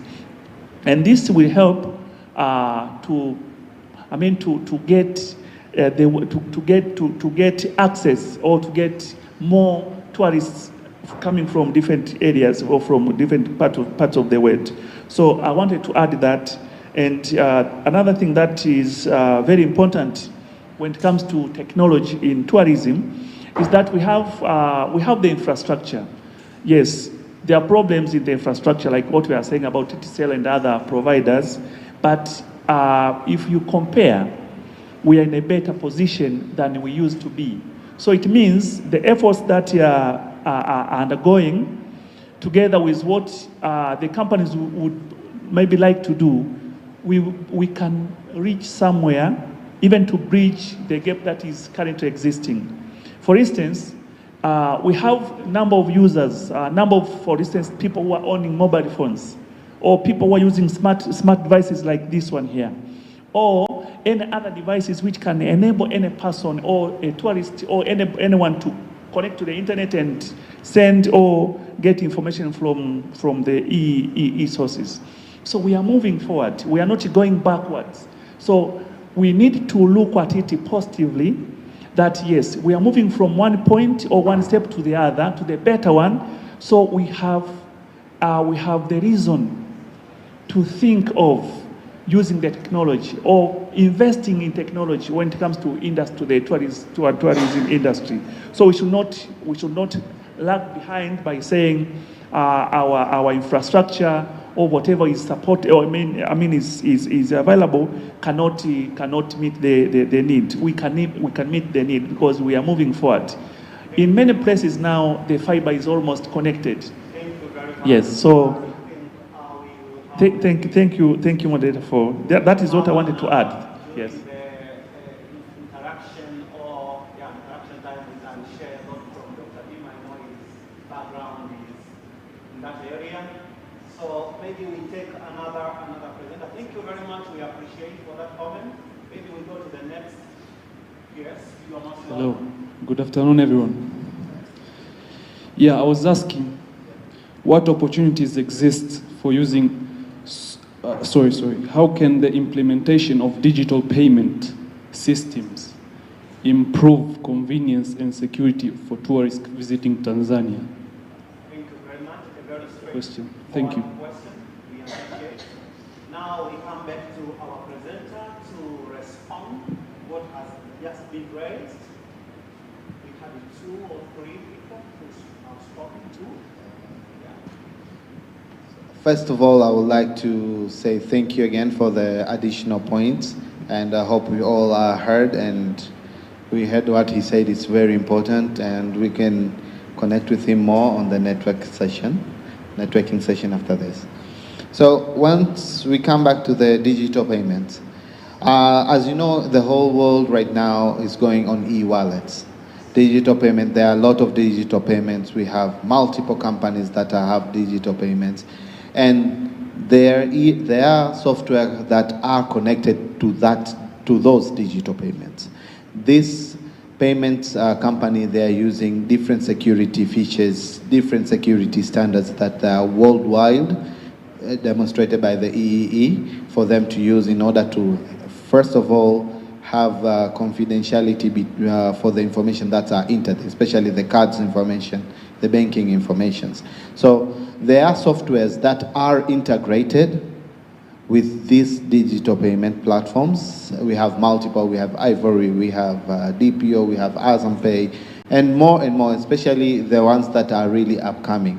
So for the software companies that we have, they are connected with them, and the security is universal, under the universal standards, especially it's called Secure 3. Yeah, I can't go into details more, but we have security protocols that they are followed. But I would like to talk to you more so that I can share my experience with you more once we are done with this. Thanks. Thank you very much. Now we are winding up our session. Now in one statement. You have presented, we have discussed. What is the takeaway from your presentation as far as technology and tourism are concerned? What is something that somebody will not forget? What is the takeaway? Adapt or perish. Adapt or perish. Thank you very much, and it was lovely to have you. Hands of applause to our presenter.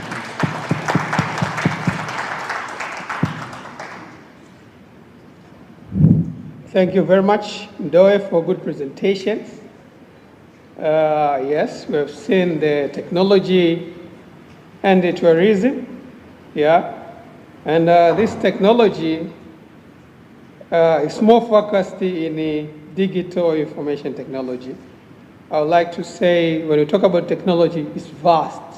So you may explore other technology which will enhance the tourism. But also, I remember the question from the Ruggiero about AI. Yeah, AI, the big issue now, people they're talking about it every day.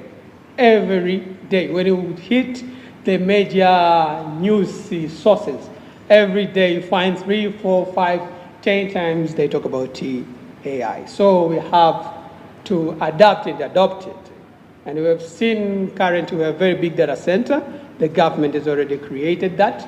And also even as Dr. Pima said about the fiber optic, it's there already, but I don't know how much people they already use it because unfortunately, currently we are very diversified in 2G. The 3G is very minimal, covers major cities, but the 4G is still struggling. You find also in the center of the city, that's why people they were complaining. And currently people, they are going to the 5Gs. So in order to enjoy the AI, we need to adopt the 5Gs. So we have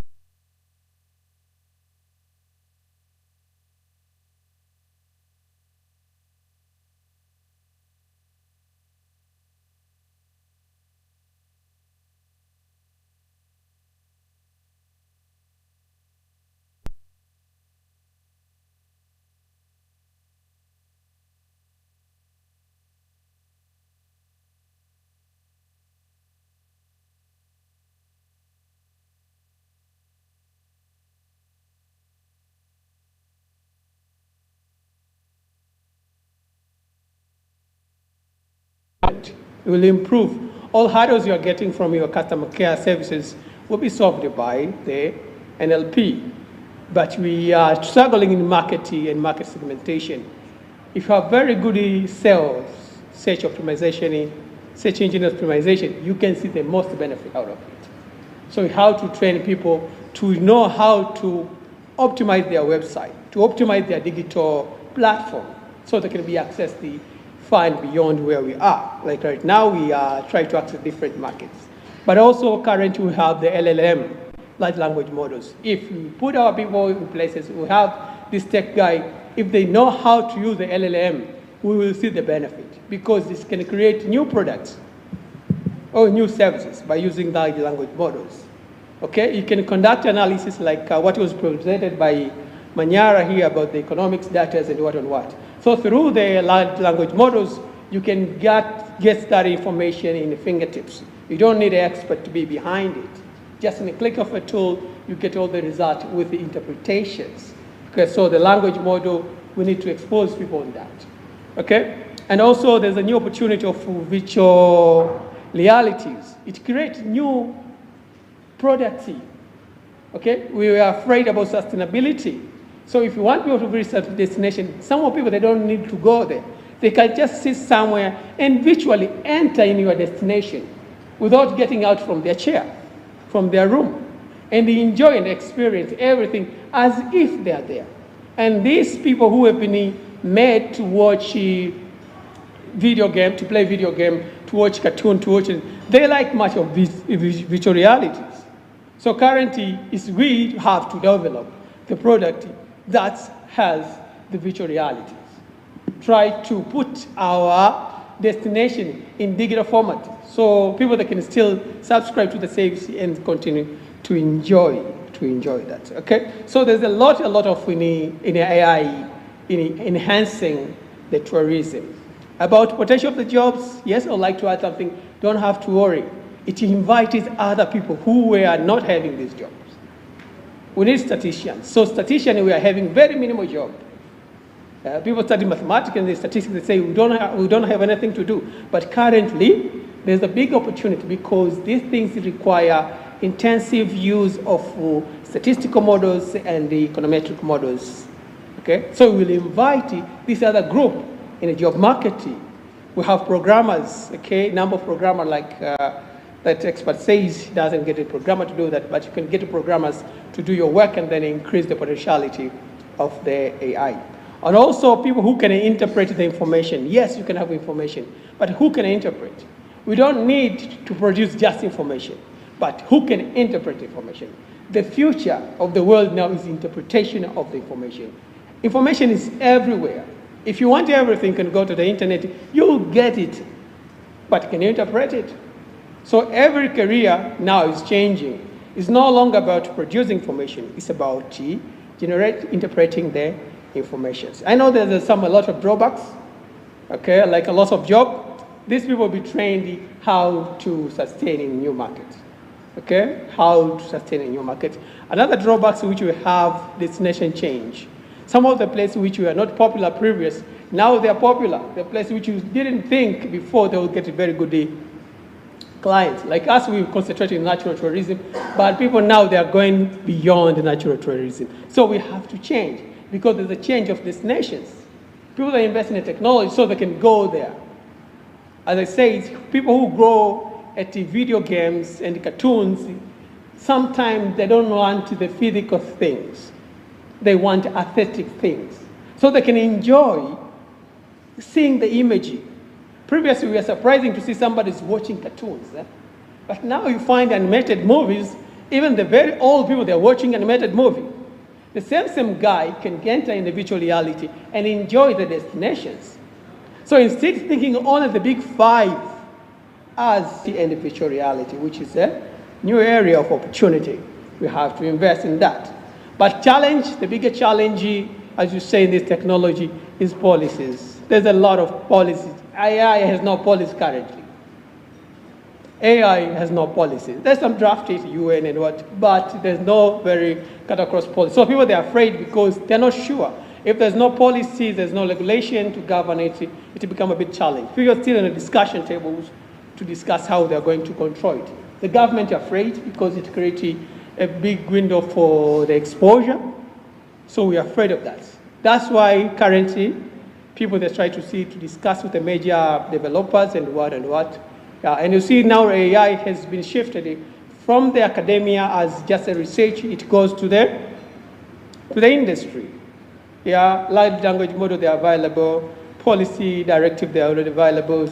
So there's a lot of potential as a private party, they have already come to the places to ensure this. The AI and the technology enhance our life. Okay, because AI, it exposes us in a lot of dangers, let's invite Madam Helen to address the issue on the risk exposure in tourism marketing. Welcome, Madam Helen, on the security issue in tourism.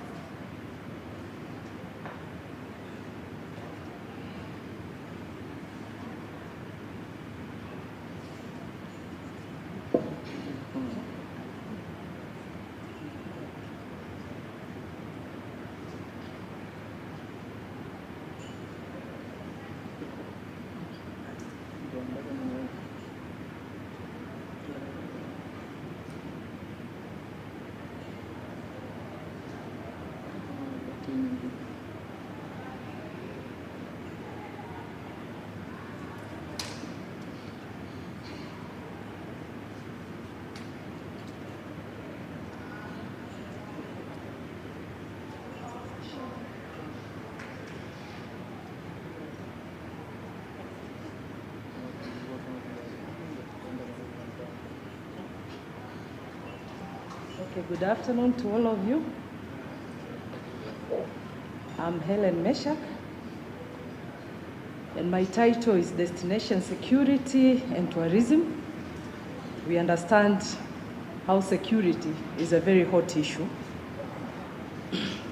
Of course, mine is the informative presentation.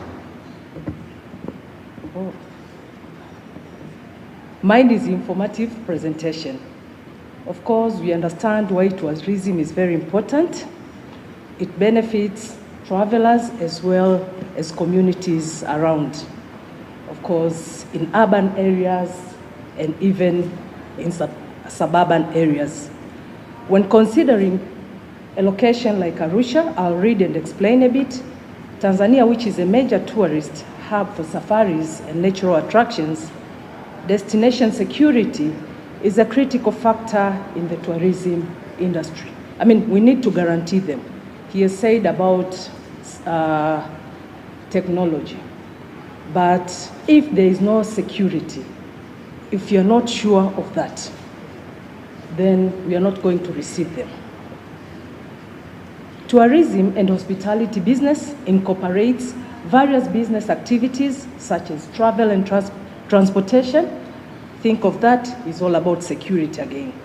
Through the air or other modes of travel, lodging, messing, restaurants, and tourism destinations. Let's say people want to go and climb, the tourists want to go and climb Mount Kilimanjaro. You have to assure them of security, either through transportation, the logistics, food, or whatever, or whoever is taking them there. So assurance of security is very important. Destination security is a complex theme and the biggest challenge in today's world. For instance, if you remember of those who were in Sudan, tourists, and when the war started, I happened to watch CNN. Some of them were in swimming pools, and all of a sudden, ta, ta, ta. Now, how do you evacuate them? And that is why it is the biggest challenge in today's world. In the globe today, tourism is one of the tremendously competitive industries which calls for serious measures in safety and security. You cannot just say we want the 5 million. Assure them that you're going to meet the issue of safety and security. So whatever we plan, security is paramount. Now, this is the guru when it comes to security issues. And of course, he highlighted the new patterns of global security in the 21st century. It's about political, it's about military, it's about economic, it's about societal, and it's about environmental. Now, importance of destination security in tourism. Number one, traveler confidence. We need to create that one. Traveler confidence. Why do you want them to come? Now, assure them that they'll be out of these items or others not listed there as well. For instance, explore without fear of theft. If they come here, the issue of theft, I don't know, stealing from them, violence, or healthy risks. Number two, economic impact. We want to enjoy, but as well, they want to enjoy what they are paying for. So, if we cannot, then there will be sharp decline in visitor numbers, affecting local businesses and overall economic health. If you remember, when I came in here, I was asked, how is tourism related to security? Now, these are the issues. In case we cannot maintain it, we are not going to enjoy it as well. Again, crisis management. We want them to come here, but in case there's anything, how are we going to manage? Are we prepared? Do we have the knowledge? Do we have the skills? Do we have the facilities in place? For instance, we saw the issue of COVID, or in case we have natural disasters. Now, of course, we need to be in a position to ensure the protection of tourists and the stability of tourism flows. Now, it's the issue, are we in a position to manage in case anything happens on the ground? How do we manage the crisis? How do we provide information to the people who visit us or we consider them as tourists? Again, the other issue is reputation. A secure destination builds a positive global reputation, which leads to repeat visits and word-of-mouth recommendations. Reputation. For instance, those in the hotels. Confidentiality of the information. Do you still to the people who sleep in your hotels? Do you provide right information? Is it clear? All this builds up on what? Reputation. For instance, I've forgotten my handset. I come back. Will I find it there or will it not be there? We are all building on that particular item reputation. Again, a very hot issue. Of course, you have the artificial intelligence, but sustainable tourism. Security measures also protect the cultural and environmental resources that attract tourists in the first place.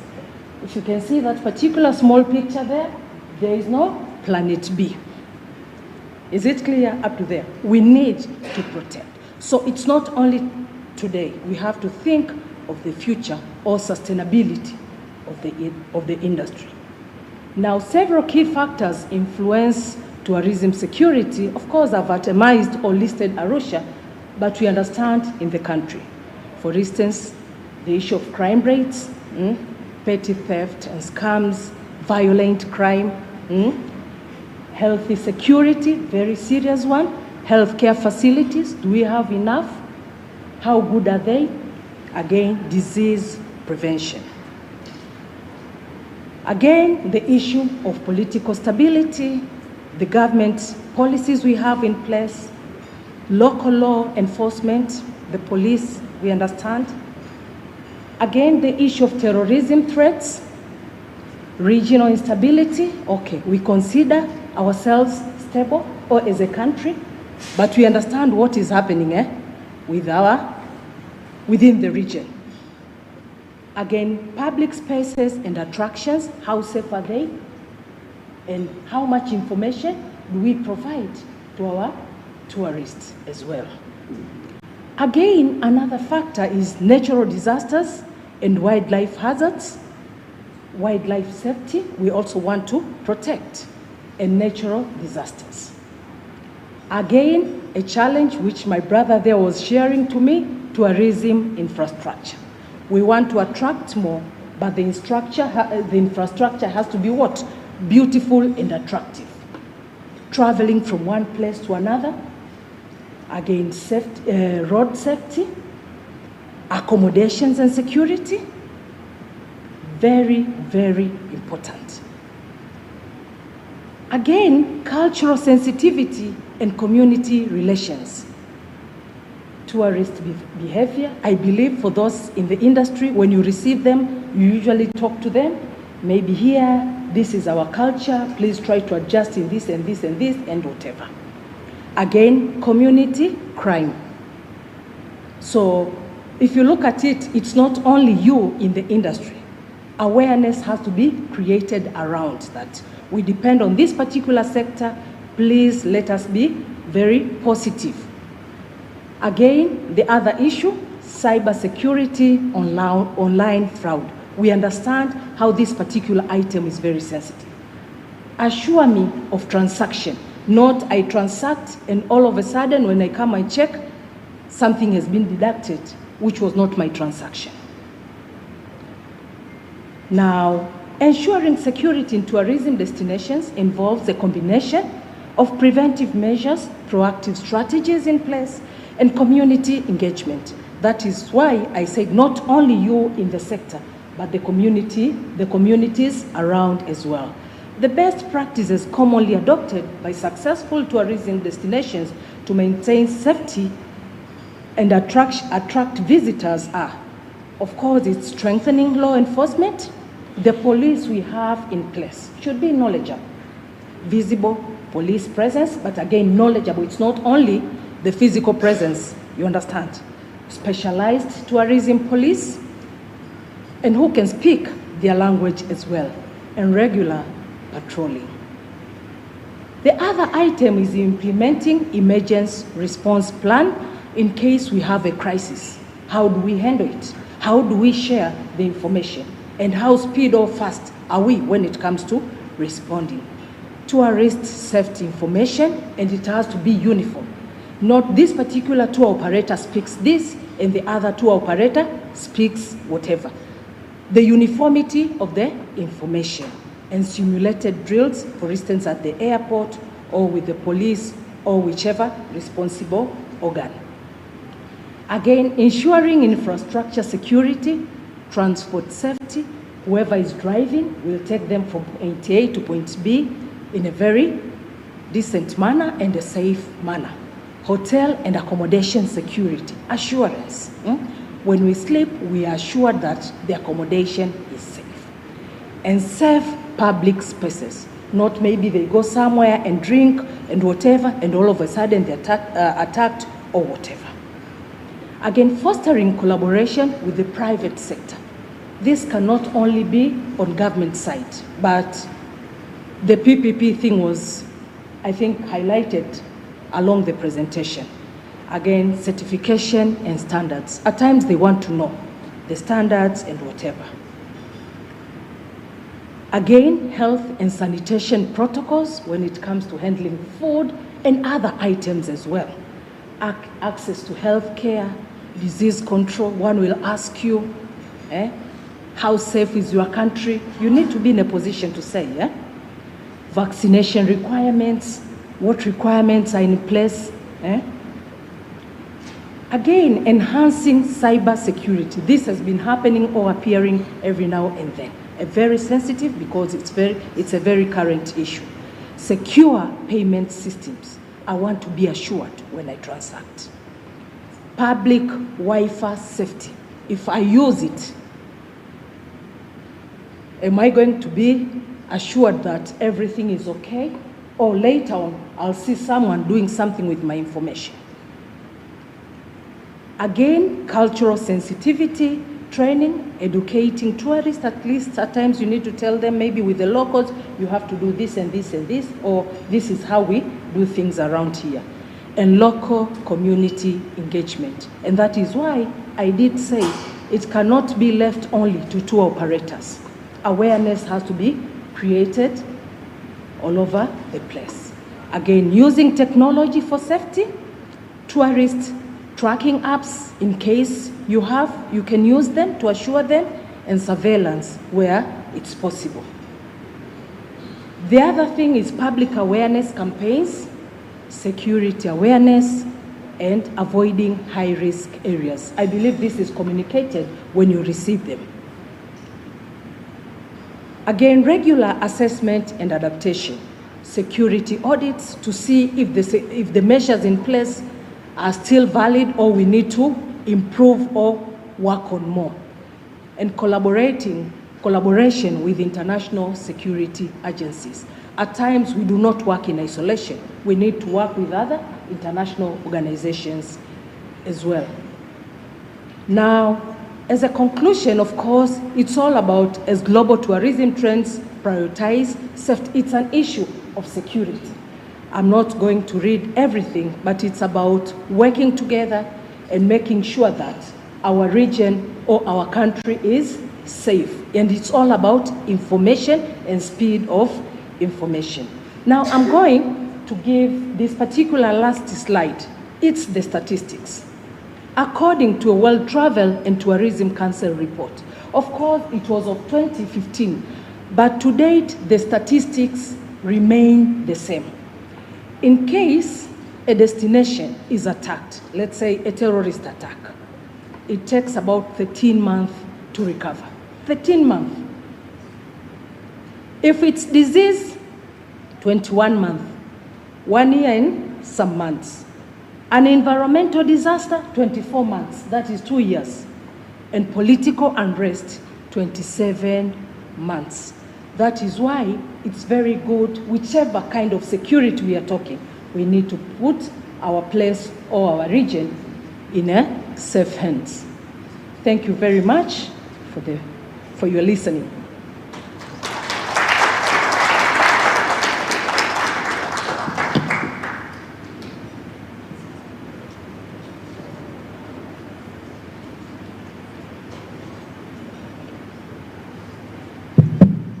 Okay, thank you very much, Dr. Helen. Dr. Arusha, welcome to the chair, so you can discuss some more issues with Madam Helen.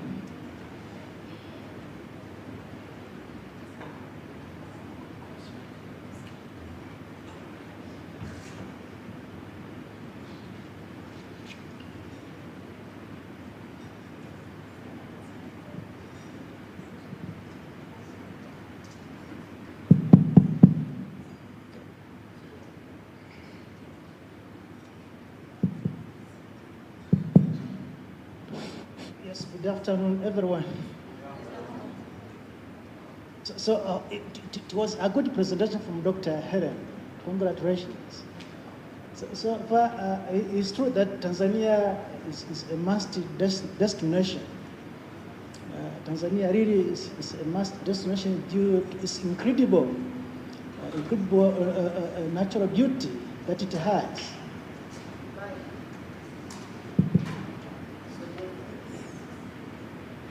I'm saying that Tanzania is a true destination due to its natural beauty, including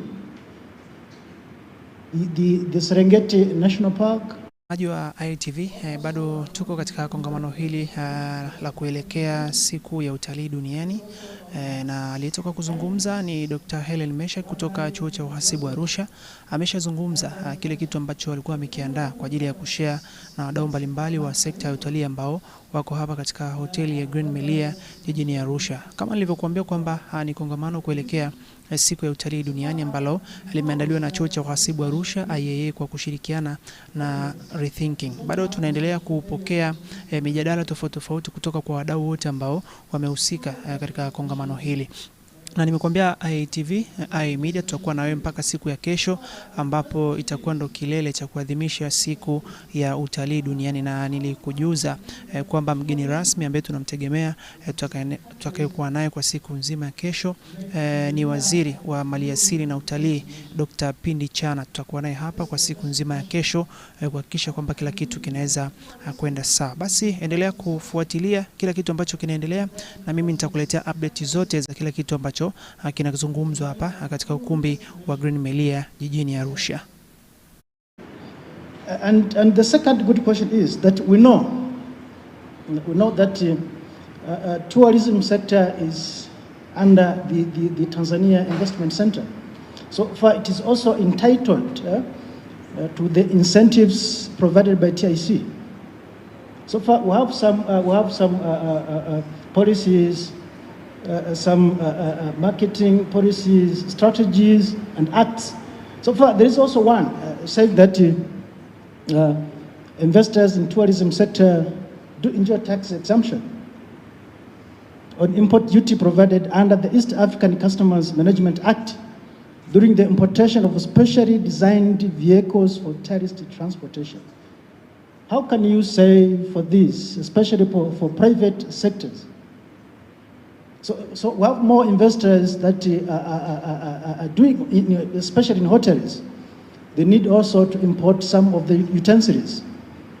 So how can you also suggest for the government to do for these private sectors? So that's the second area needs more clarification. But I have also the rusty part in your presentations. You were saying that according to a World Travel and Tourism Council report, the study also found that by comparison, tourism takes longer to bounce back.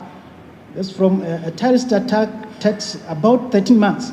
So far, I was really surprised with what? And how do we justify this?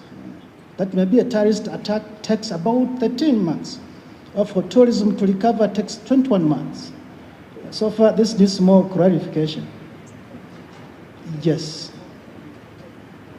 definitely. So welcome. Can first respond to those three areas, and then we come to the audience. Thank you. Thank you very much for your three good questions. Number one, it's about making this particular sector a catalyst to the economy. Of course, tourism does not stand on its own. This is a cross-cutting sector. It does not stand on its own. Banking sector, accommodation, transportation, and a number of sectors work together to contribute to this particular sector. So we cannot talk only of tourism. Each sector which works with this particular sector has to be improved as well. Because, okay, the accommodation will be good, what about the financial institutions? Because they transact. What about the, let's say, police, the security sector? So all sectors which work with this particular sector have to be well equipped and well coordinated. Coming to number 2 about the investors in this particular sector. I think, or what I understand is, there have been a number of discussions when they want to import, because at times the policies are there, but still when they import some of the things, they are stuck somewhere. And the discussions have been going there to improve on this particular issue. Coming to number 3, about the terrorist attack. These are studies which have been done. It's not that I've just come with the statistics. Attacks have been in a number of countries, more than 20. I have a paper which I studied about this. And through literature, I also came to realize it's true. Because it doesn't just start from attack. For instance, there was a case in Pakistan which was of interest. An employee of the hotel who was hired there. First, he was hired as a clerk, you understand? Later on, he was elevated, moved from one department to whatever, and he became a manager. But the reality, vetting was a crisis. You know, he was a terrorist. Later on, after 7 months, he shared the story. When you come to the hotel, this is the entry point. Here is where you'll get a number of tourists. Here, when you attack, is where it will call for international attention. So that is just a simple example, recruitment. But it's a number of studies which have been conducted along in the world. When a destination is attacked, then these are the statistics which have been provided or which we are citing them up to now. For the destination to full function, like I did say earlier, it is not an independent sector. It depends on other sectors as well. So all other sectors to recover, it takes the 13 months. I believe I've answered to your questions. Thank you, presenter, for good responses for the first 3 questions. So for now, come to your audience. If you have some questions, comments, suggestions on the destinations, security, and the tourism. So I can see 2 hands. So please.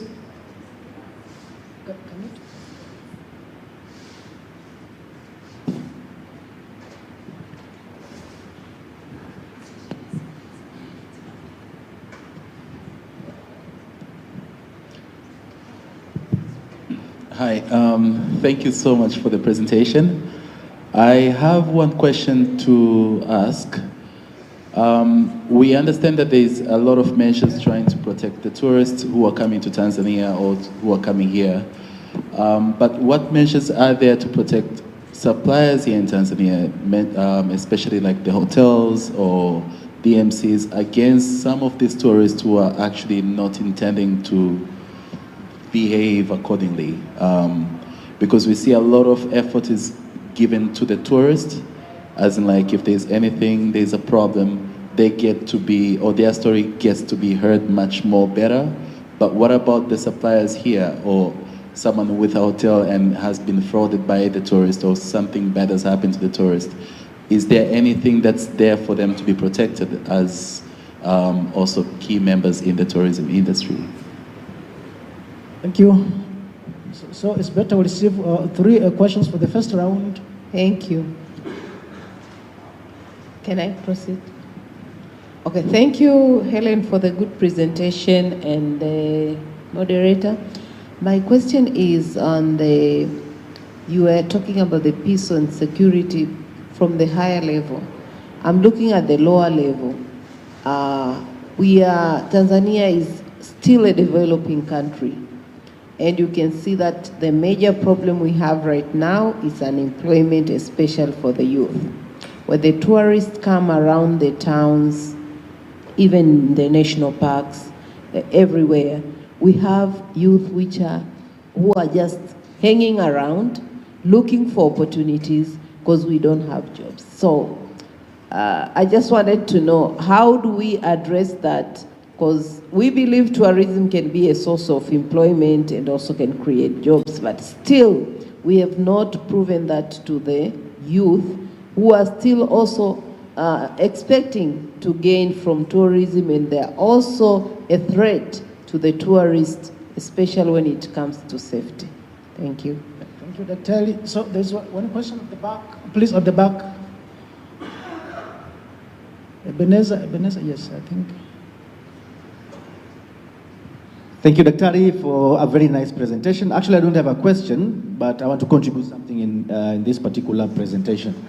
Now, you've spoken something about petty crimes, and I want to add something that has to do with fraud in tourism industry.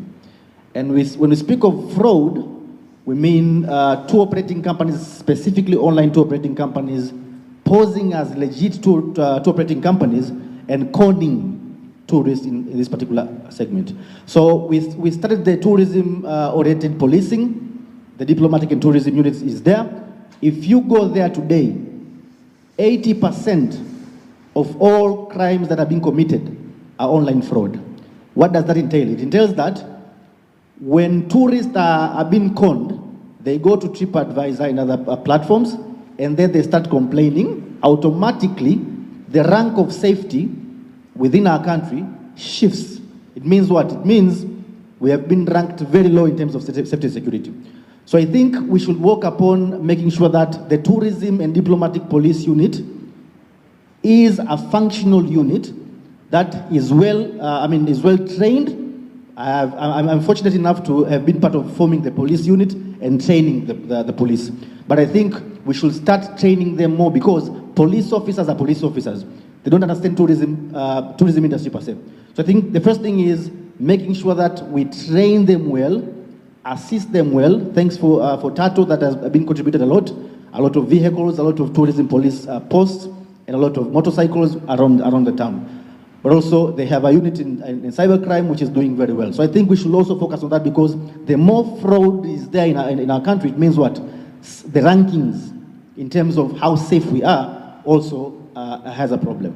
Number two is the issue of contingency plan.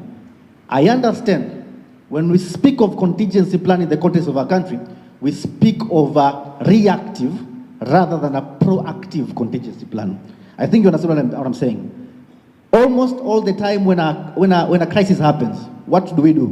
We react, but we don't proact, meaning that creating an environment in which the situation should not happen. We have seen airline accidents. We have seen a lot of things that are happening in our country. So I think we should shift on that. We should shift on making sure that we have a reactive risk management plan rather than a proactive management plan which is set within our country. So I think if we do that and making sure that we don't talk too much, we just do what is supposed to be done, automatically then it might also affect and promote tourism industry in our country. Thank you. Thank you for good comment, and I think the presenter has also noted. It's true that policies also have to be fruitful and effective. And I know that normal tourism operators are the ones who are responsible in making sure that the safety of the customers is being adhered. For instance, it's accommodation, as the presenter said. Also offering some insurance for tourists also to be given, but also informing the tourists about potential risks and precautions. So I think before going to the second round, let me give the presenter to respond to the first three questions. I think first two questions and also to comprehend over the comment. Thank you. Thank you very much, my brother, for the good question about suppliers. I think I don't have a straight answer, but what I would recommend is you do due diligence. Whatever you do or whatever transaction you do as a supplier, make sure you do or you conduct due diligence. Information is available, and I believe you work as a team in the industry. It's easy to be informed, either the person or whoever is visiting is a good one or not good one. You still can seek for the information and get. And I believe information is available. I believe I've answered it. Although I see you, due diligence. Number two, my sister, your question. I understand this is a crisis. When you are talking about the youth, the only thing I believe and I understand, we need to work from the grassroots, from the ward level or community level, and educate our youth. Saying only at the national level, we are not going to sort that particular problem. So it has to start from the grassroots, the community level, the ward level. We know one another from the community level. And let us talk to them or tell them or educate them about the importance of this particular industry. So awareness has to be created from the grassroots. Otherwise, from the national level, we cannot. It has to start from the communities around. In that aspect, we will be in a position to curb the challenges you are talking about. Thank you very much. So then you go for the second round, but let's remember that normally our tourism destinations is also guided by the 4 C's. We have conservations, we have also community, we have also culture and commerce. So if those 4 C's are adhered, also tourism also sector will also be fruitful. So now second round, please. If you have also comments, suggestions, questions. Yes, there is one question then.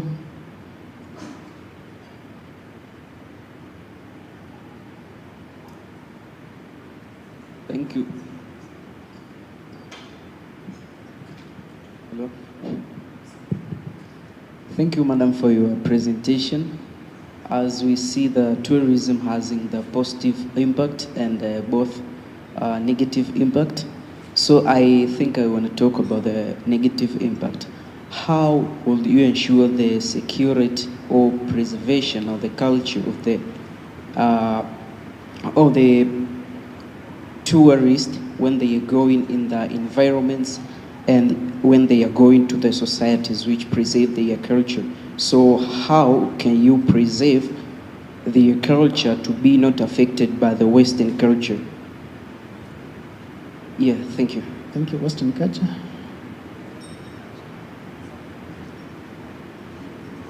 So next, Dr. Charles. Thank you very much, and I was really happy to get known of security regarding tourism in general. Last year, 2023, I did a research about the local transport among the tourists in Tanzania. And one of the challenge in the local transport, including the local buses, Dala, Boda Boda, the Bajaji, and the rest, is also likely to be one of the factors contributing to the lack of security and safety among the tourists in Tanzania. So as we think of safety and security of the tourists or security, tourism, travel, or hospitality, one of the areas that we have to press on, one of the areas that we have to put on the light is the local transport. Because the local transport that we have in Tanzania might be different from the nature of the transport outside, I mean, where these kind of tourists come from. However, we have to extend our thinking, considering about if you go throughout the presentation of all what we are doing here, we are only discussing by thinking the outsiders, the external tourists, leaving behind also the local tourism. So as we think of security and safety of the tourists, we should not only think of those outsiders, we should also consider the local tourists.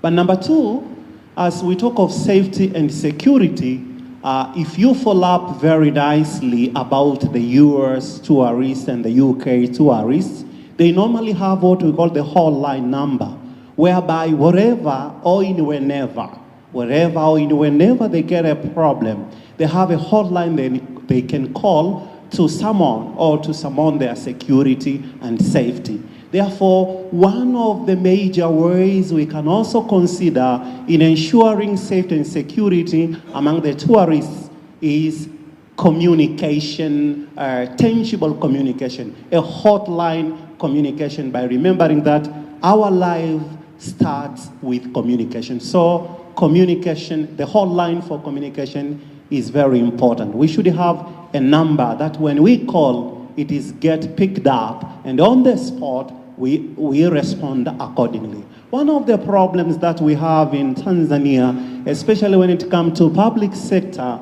is the picking up of the hotline numbers that we have on the websites or in other platforms. So one of the suggestions that we should, one of the deliberation that we should take forward in this conference is considering the immediate pickup or the quick response of picking up these numbers for safety and security. And thank you very much. I profoundly submit. Thank you, Dr. Chaz. Do you have more suggestion, question, comment from the audience?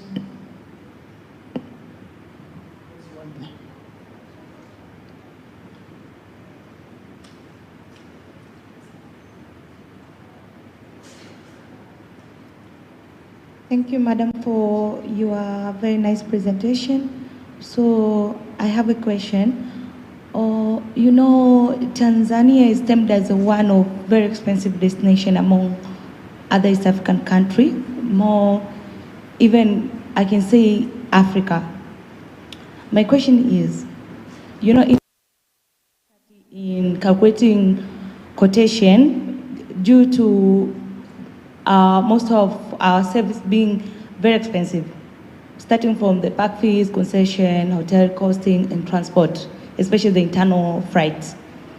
So what measures as Tanzania is taking to improve our infrastructures in order to reduce the costing for maybe transport? Because when you're calculating for luxury travelers, it's hard.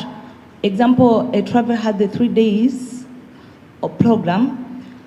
It's hard to take a traveler driving from Arusha to Serengeti. Rather, you have to take internal flight to Serengeti, Soronera. But the costs are very expensive, you know, for the flight. Which measures as Tanzania as a destination are taking to improve the infrastructures in order to improve the security for our travelers, to avoid more accidents and all that? Thank you. Thank you. Measures for improve infrastructures. I can also comprehend to Dr. Chaz on integrating digital signage and the kiosk. Sometimes it's called a public phone. It's where tourists in the press can also get more information. Maybe can also get information from newspapers, refreshments, tickets also can also be sold. But the only issue is public phone. Though we have terms not in here.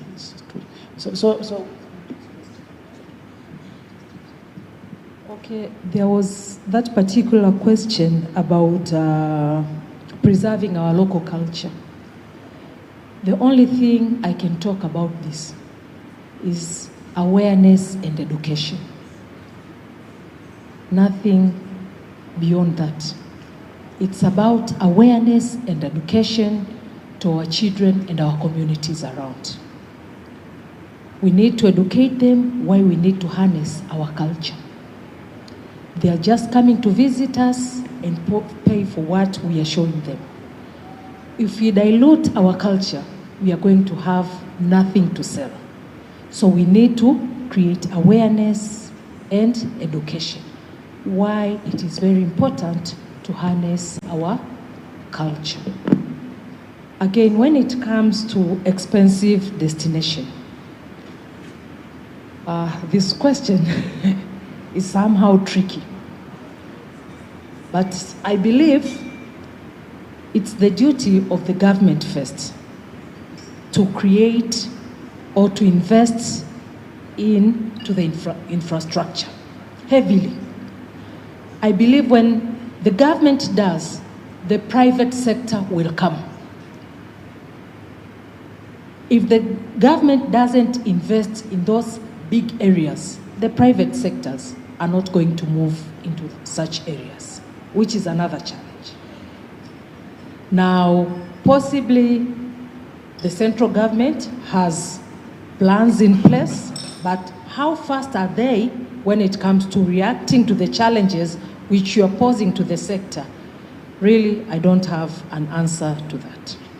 But when it comes to the roads and whatever, I believe something has to be done very fast, because even my brother there shared a story when we were taking a cup of tea. We are doing a lot of promotions and everything, but on the ground, the infrastructure is not working. That is a challenge. Thank you very much. Thank you, presenter. So just in one sentence, how can we link destination, security, and tourism? Just in one sentence. Of course, security is everything. Security is everything. For us to receive, or for our destination to become attractive, number one is security. No security on the ground, no security whatever, the destination is not going to be attractive or appealing to tourists. Thank you very much. Thank you. Program Thank you very much, Dr. Helen and Dr. Arusha. Security, the everything. Security, the everything. And you have seen, we have tried to deal with the major issue of security. So we have people, they are coming in. But one of the contributors talk about the petty theft and fraud. Those are seen as the major challenges in our economic setup. So we should try our level best to reduce that. As Madam was suggesting about the employment of youth. Yeah, so for the youth, I urge them, this is an opportunity. Yeah, rather than engaging in petty theft and the fraud issues, they can take this opportunity to learn what a better thing to do in tourism so they can enjoy. Yeah, there's a number of institutions that provide support on the initiation of startups, especially here in Arusha. I see the past 2 or 3 weeks, I was here attending one of the workshop and awarding events on the creativity and innovations. Yeah, Mdoe was here because they try to encourage people to participate in the tourism sector, especially here in Northern Circuit.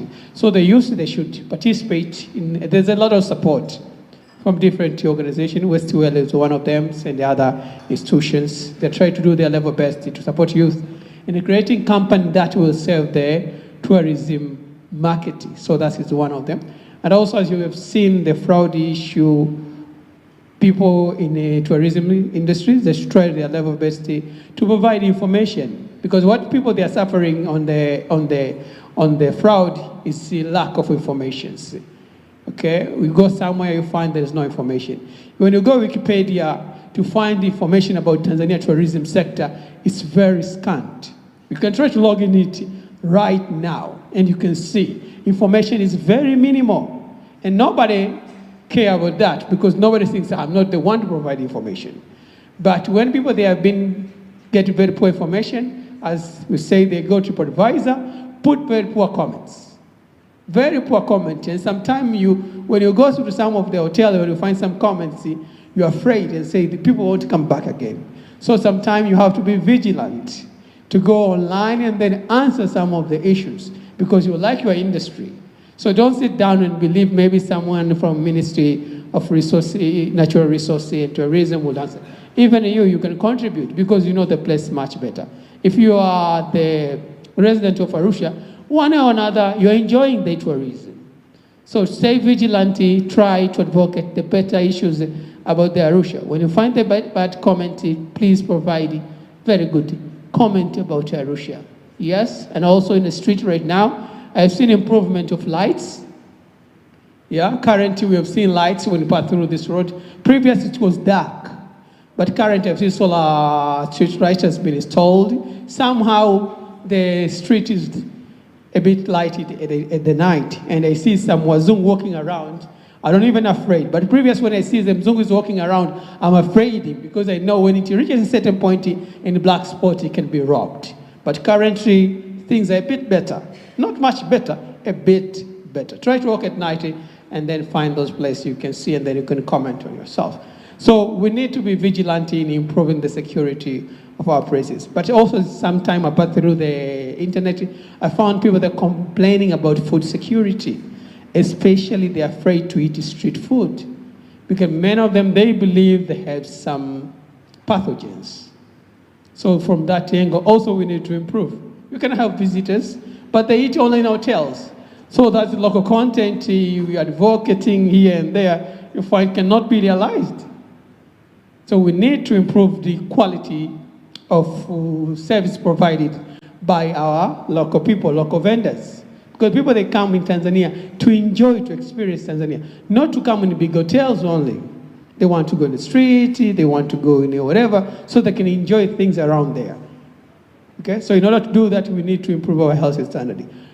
Okay, so that's all for today. Okay, that is all for today. We'll have another presentation tomorrow in the same place, the same time. So tomorrow we have more papers, and also tomorrow we have different guests from the ministry, because tomorrow the 27th is a real day of the commemorations. So we invite you all to come here today, to come here tomorrow, to continue enjoying this material. Okay, also from now we'll have the Expo will continue. Okay, from here you can go to the Expo till 5, and then after 5 we'll have the cocktail party, and you're all invited.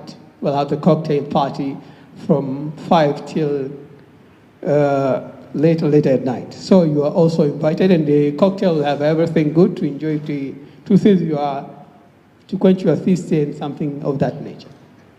Okay, so I would like to invite you, Dr. Mato, to say a few words before we end up this. Okay, Dr. Mato. Yeah, to me, it's like I would like to thank you and commend your presence here. Today we had a very good presentations and papers.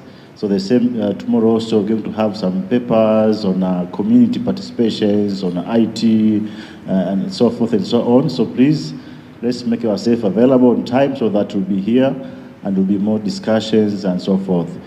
Of course, right now also we can share the networking experience for the Expo. We have some companies outside there. They are showing their products and services. So you can just ask them, share some experience, because they have some experience on this field, so that they'll be able also to provide some services. So I would like to thank you very much for your presence, and let's see you tomorrow. Thank you. Okay, thank you very much, Dr. Mato. So now it's just networking and Expo. Thank you very much. See you tomorrow, or see you at cocktail.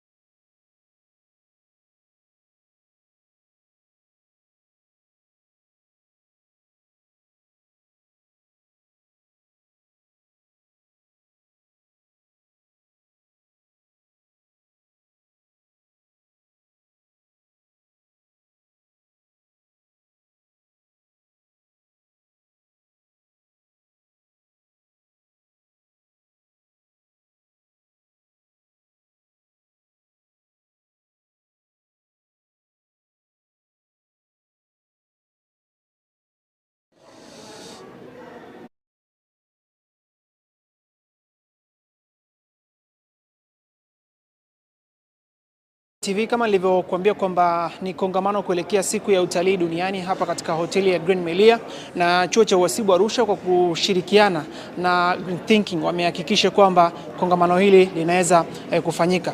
Mjadala imeweza kukamilika kwa sasa, lakini natamani nikutanisha na baadhi ya watu ambao wamehusika au wameingia kwenye kongamano hili ili kuhakikisha kwamba tunazungumza nao na kutuambia kwamba the way ambavyo mambo yalikuwa yanaenda, lakini pia wamelionaje kongamano na wamejiandaa vipi kuelekea siku ya kesho.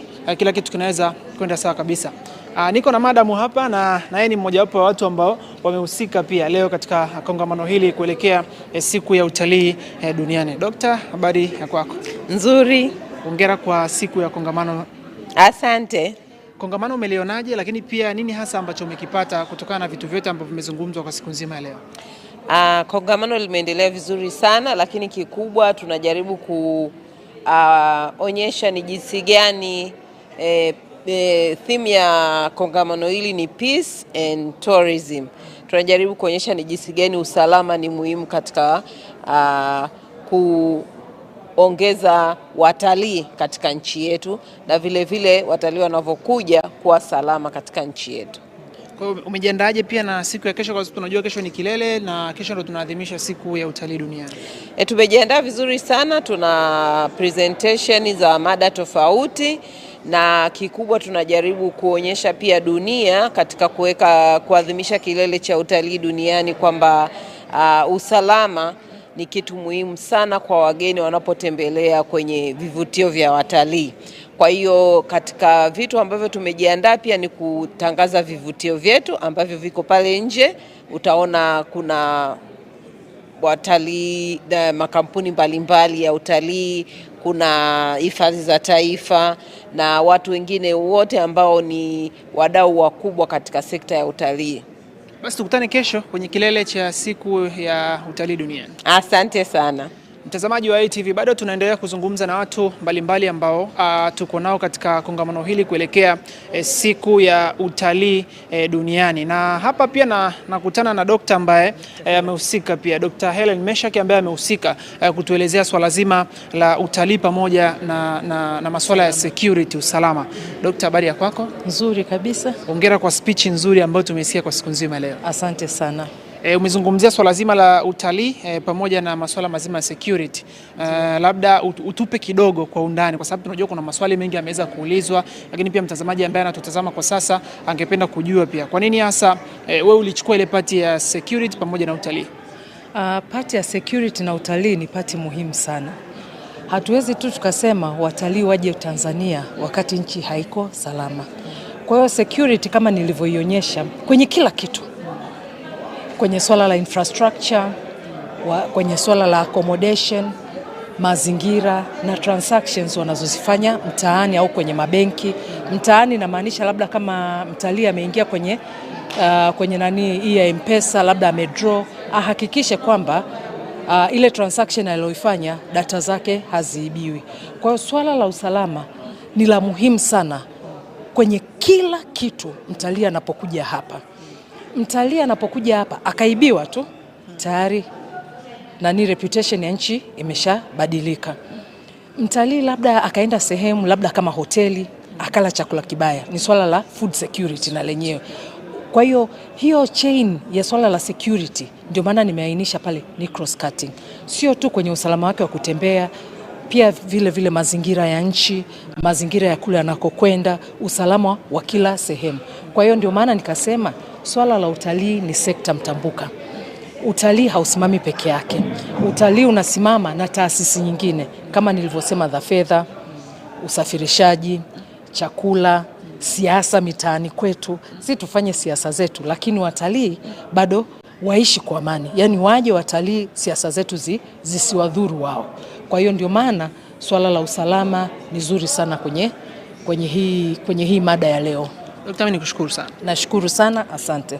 Huyo ni Dr. Helen Meshaki ambaye tumezungumza naye hapa kuhusiana na masuala mazima ambayo tuko nayo leo ndani ya kongamano kuelekea siku ya utalii duniani. Na nikujuze tu kwamba siku ya kesho tarehe 27 mwezi wa 9 2024 kwa kila mwaka ndio huwa tunaazimisha siku ya utalii duniani. Bado naendelea kuzungumza na watu ambao wako hapa na tunaendelea kuzungumzia mambo mbalimbali ambayo yameendelea hapa katika siku ya utalii duniani. Naendelea kutafuta watu ambao wamehusika hapa kwa namna moja au nyingine kuhakikisha kwamba kila kitu kinaweza kwenda sawa. Niko na madam hapa pia, natamani tukamfahamu na atujuze pia nini ambacho amekipata hasa katika kongamano hili. Madam, habari ya kwako? Nzuri, habari. Salama, ukijitambulisha tukufahamu kwa majina yako na unatokea wapi pia? Majina yangu naitwa Mariam Choma Kobelo, ni meneja utalii na masoko kutoka mamlaka hifadhi ya eneo la Ngorongoro. Okay, tumeona wadau wengi mmeshiriki leo katika kongamano la kuelekea siku ya kilele cha utalii duniani ambao ni siku ya kesho. Kama mdau kutokea Ngorongoro, nini hasa ambacho umekipata kutokana na kongamano hili? Kama vile theme ya mwaka huu inavyosema, utalii na amani. Kwa hiyo tumeweza kujifunza mengi kutoka kwa wawasilishaji ambapo walionyeshwa ni namna gani utalii unategemea sana amani. Na sisi kama tunavyoona Tanzania tuna vivutio vingi ambavyo vinatumika katika kuchangia katika pato la taifa. Kwa hiyo wawasilishaji wamesisitiza ni namna gani kama nchi tuwe pamoja na tuweze kudumisha amani yetu ili tuweze sasa kuendelea kupata watalii kutoka maeneo mbalimbali ya dunia, lakini pia hata watalii wa ndani. Yeah. Na watalii wawe na amani, kwa sababu tunajua mamlaka ya hifadhi ya Ngorongoro ni mojawapo ambapo sehemu watalii wanafika kwa ajili ya kuendelea kuangalia vile vitu ambavyo haviko Tanzania. Ndio. Na Ngorongoro kuna amani. Ngorongoro kuna amani kama tunavyoendelea kushuhudia watalii kutoka maeneo mbalimbali duniani, lakini ongezeko pia tunaendelea kuona ongezeko kubwa la watalii wa ndani, na hii ni kwa sababu mamlaka inaendelea kuhifadhi lakini pia kutangaza vivutio na kutunza vile vivutio ambavyo watalii wanapenda kuja na kuviona. Kwa hiyo mimi naendelea kuwasisitiza wananchi, lakini pia kama serikali tunaendelea kuhakikisha kwamba amani ndani ya eneo la Ngorongoro inaendelea kudumishwa, lakini ndani ni moja, lakini pia maeneo ambayo tunapakana nayo yenyewe pia yako salama na kuona watalii wanakuja na kupata huduma ambazo ziko bora na salama. Yeah. Mimi nikushukuru sana madam, na naamini tunakutana kesho kwenye kilele cha kuadhimisha siku ya utalii duniani. Kabisa, tutakuwepo na Ngorongoro sisi ni wafadhili, moja kati ya wafadhili katika Rethinking of Tourism Day. Asante sana.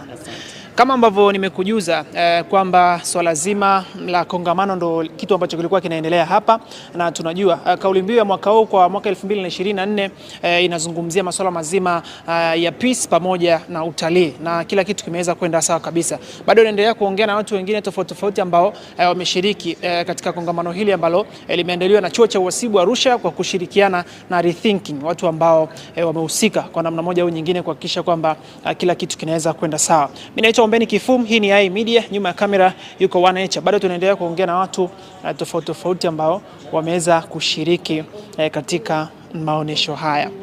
Nipo na baadhi ya wadau pia hapa ambao wameshiriki katika maonesho haya. Ningependa nianze na madam hapa. Madam, habari ya kwako? Nzuri kabisa. Tungependa kukufahamu, lakini pia najua unatokea Chuo cha Uhasibu Arusha, lakini mtu ambaye anatutazama kwa sasa angependa kukufahamu pia. Mimi naitwa Leticia Rwabishugi, ni Dean wa Faculty ya Humanities and Social Sciences. Tumeona kongamano vile ambavyo limeenda, lakini pia wadau tofauti tofauti kutoka sekta za utalii na sehemu nyingine wameweza kuzungumza. Wewe sasa kwa upande wako, nini hasa ambacho umekipata kutokana na kongamano hili? Kongamano hili limenipa nafasi ya kupata mawazo mbalimbali kutoka kwa wadau wa utalii, jinsi tunavyoweza kuboresha. Na sisi kama chuo cha uhasibu tunajifunza vitu vingi kwa sababu tuna program tunayoiofa pale au tunayoitoa ya Tourism and Hospitality Management. Kwa hiyo imekuwa nafasi nzuri ya kuendelea kuwasikiliza wadau wanasemaje, mambo gani yanahitajika ili tuweze kuboresha mitaala yetu iendane na soko. Ndio. Nikushukuru sana. Bado tuko na wadau wengine ambao tunaendelea kuzungumza nao hapa, na tuko na mgeni pia hapa ambaye ameweza kuhusika katika siku nzima ya leo. So, good afternoon. Asante, naendelea Kiswahili. Unazungumza Kiswahili? Pia, lakini sio barabara kama mama, lakini naweza kujaribu. Okay, welcome in Tanzania. Asante. Tungependa kukufahamu kwa majina yako, lakini pia umekuja kama mdau gani katika kongamano hili? Ndio, haya, asante. Jina langu ni Marcel Leiser. Nafanya kazi na UN Tourism. Ni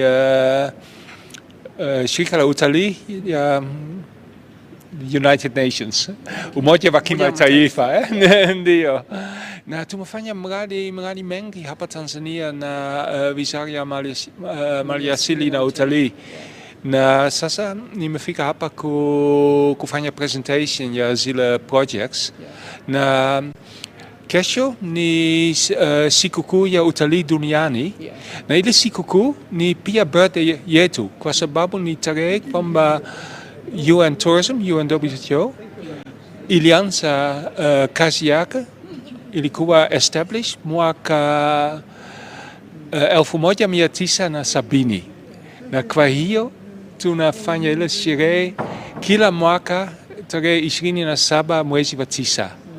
Na nafurahi sana kwamba hapa Arusha mwaka jana tayari na mwaka huu tena tunafanya ile conference kubwa kwa ajili ya World Tourism Day. And last year pia ulishiriki pia kwenye kongamano kama hili?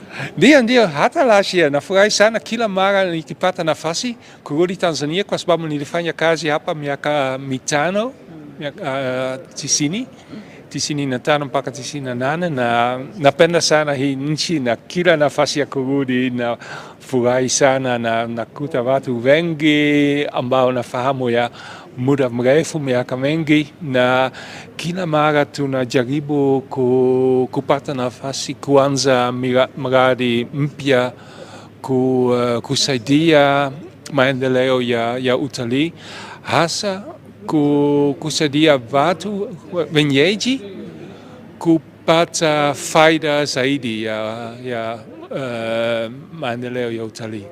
Okay, thanks. Let's talk kwa session ya leo. Let's talk about today's session. We know that tumeweza kuzungumza mambo mengi sana, lakini I'm sure that na wewe umetoa speech kutokana na kile kitu ambacho umeweza kujiandaa pia kuzungumza kwa siku nzima ya leo. Kuelekea siku ya kilele sasa cha siku ya utalii duniani. Unawaambia nini ambao wanatutazama kupitia IATV na kuhusiana na siku ya kesho ambayo tutafanya kilele hapa pia? Ndio, lakini kuhusu hata leo tulizungumza kuhusu team ya siku ya utalii. Team ya mwaka huu ni Tourism and Peace. Na utalii na amani. Utalii na amani, ndio. Na tulionyesha kwamba utalii inaweza kusaidia sana kuleta amani hapa Afrika, hapa Tanzania, duniani. Kwa bahati nzuri Tanzania ni nchi ya amani, lakini utalii inaweza kusaidia kuendelea na amani. Na hii ni timu ya siku ya utalii duniani, na kwa hiyo ni muhimu kuzungumza kuhusu ile timu. Okay, thanks for your time sana. Let's meet tomorrow. Asante, tutakutana tena. Basi tumalize na madamu hapa, tuambie neno lolote. Tuko na madamu hapa pia. Madamu, habari yako?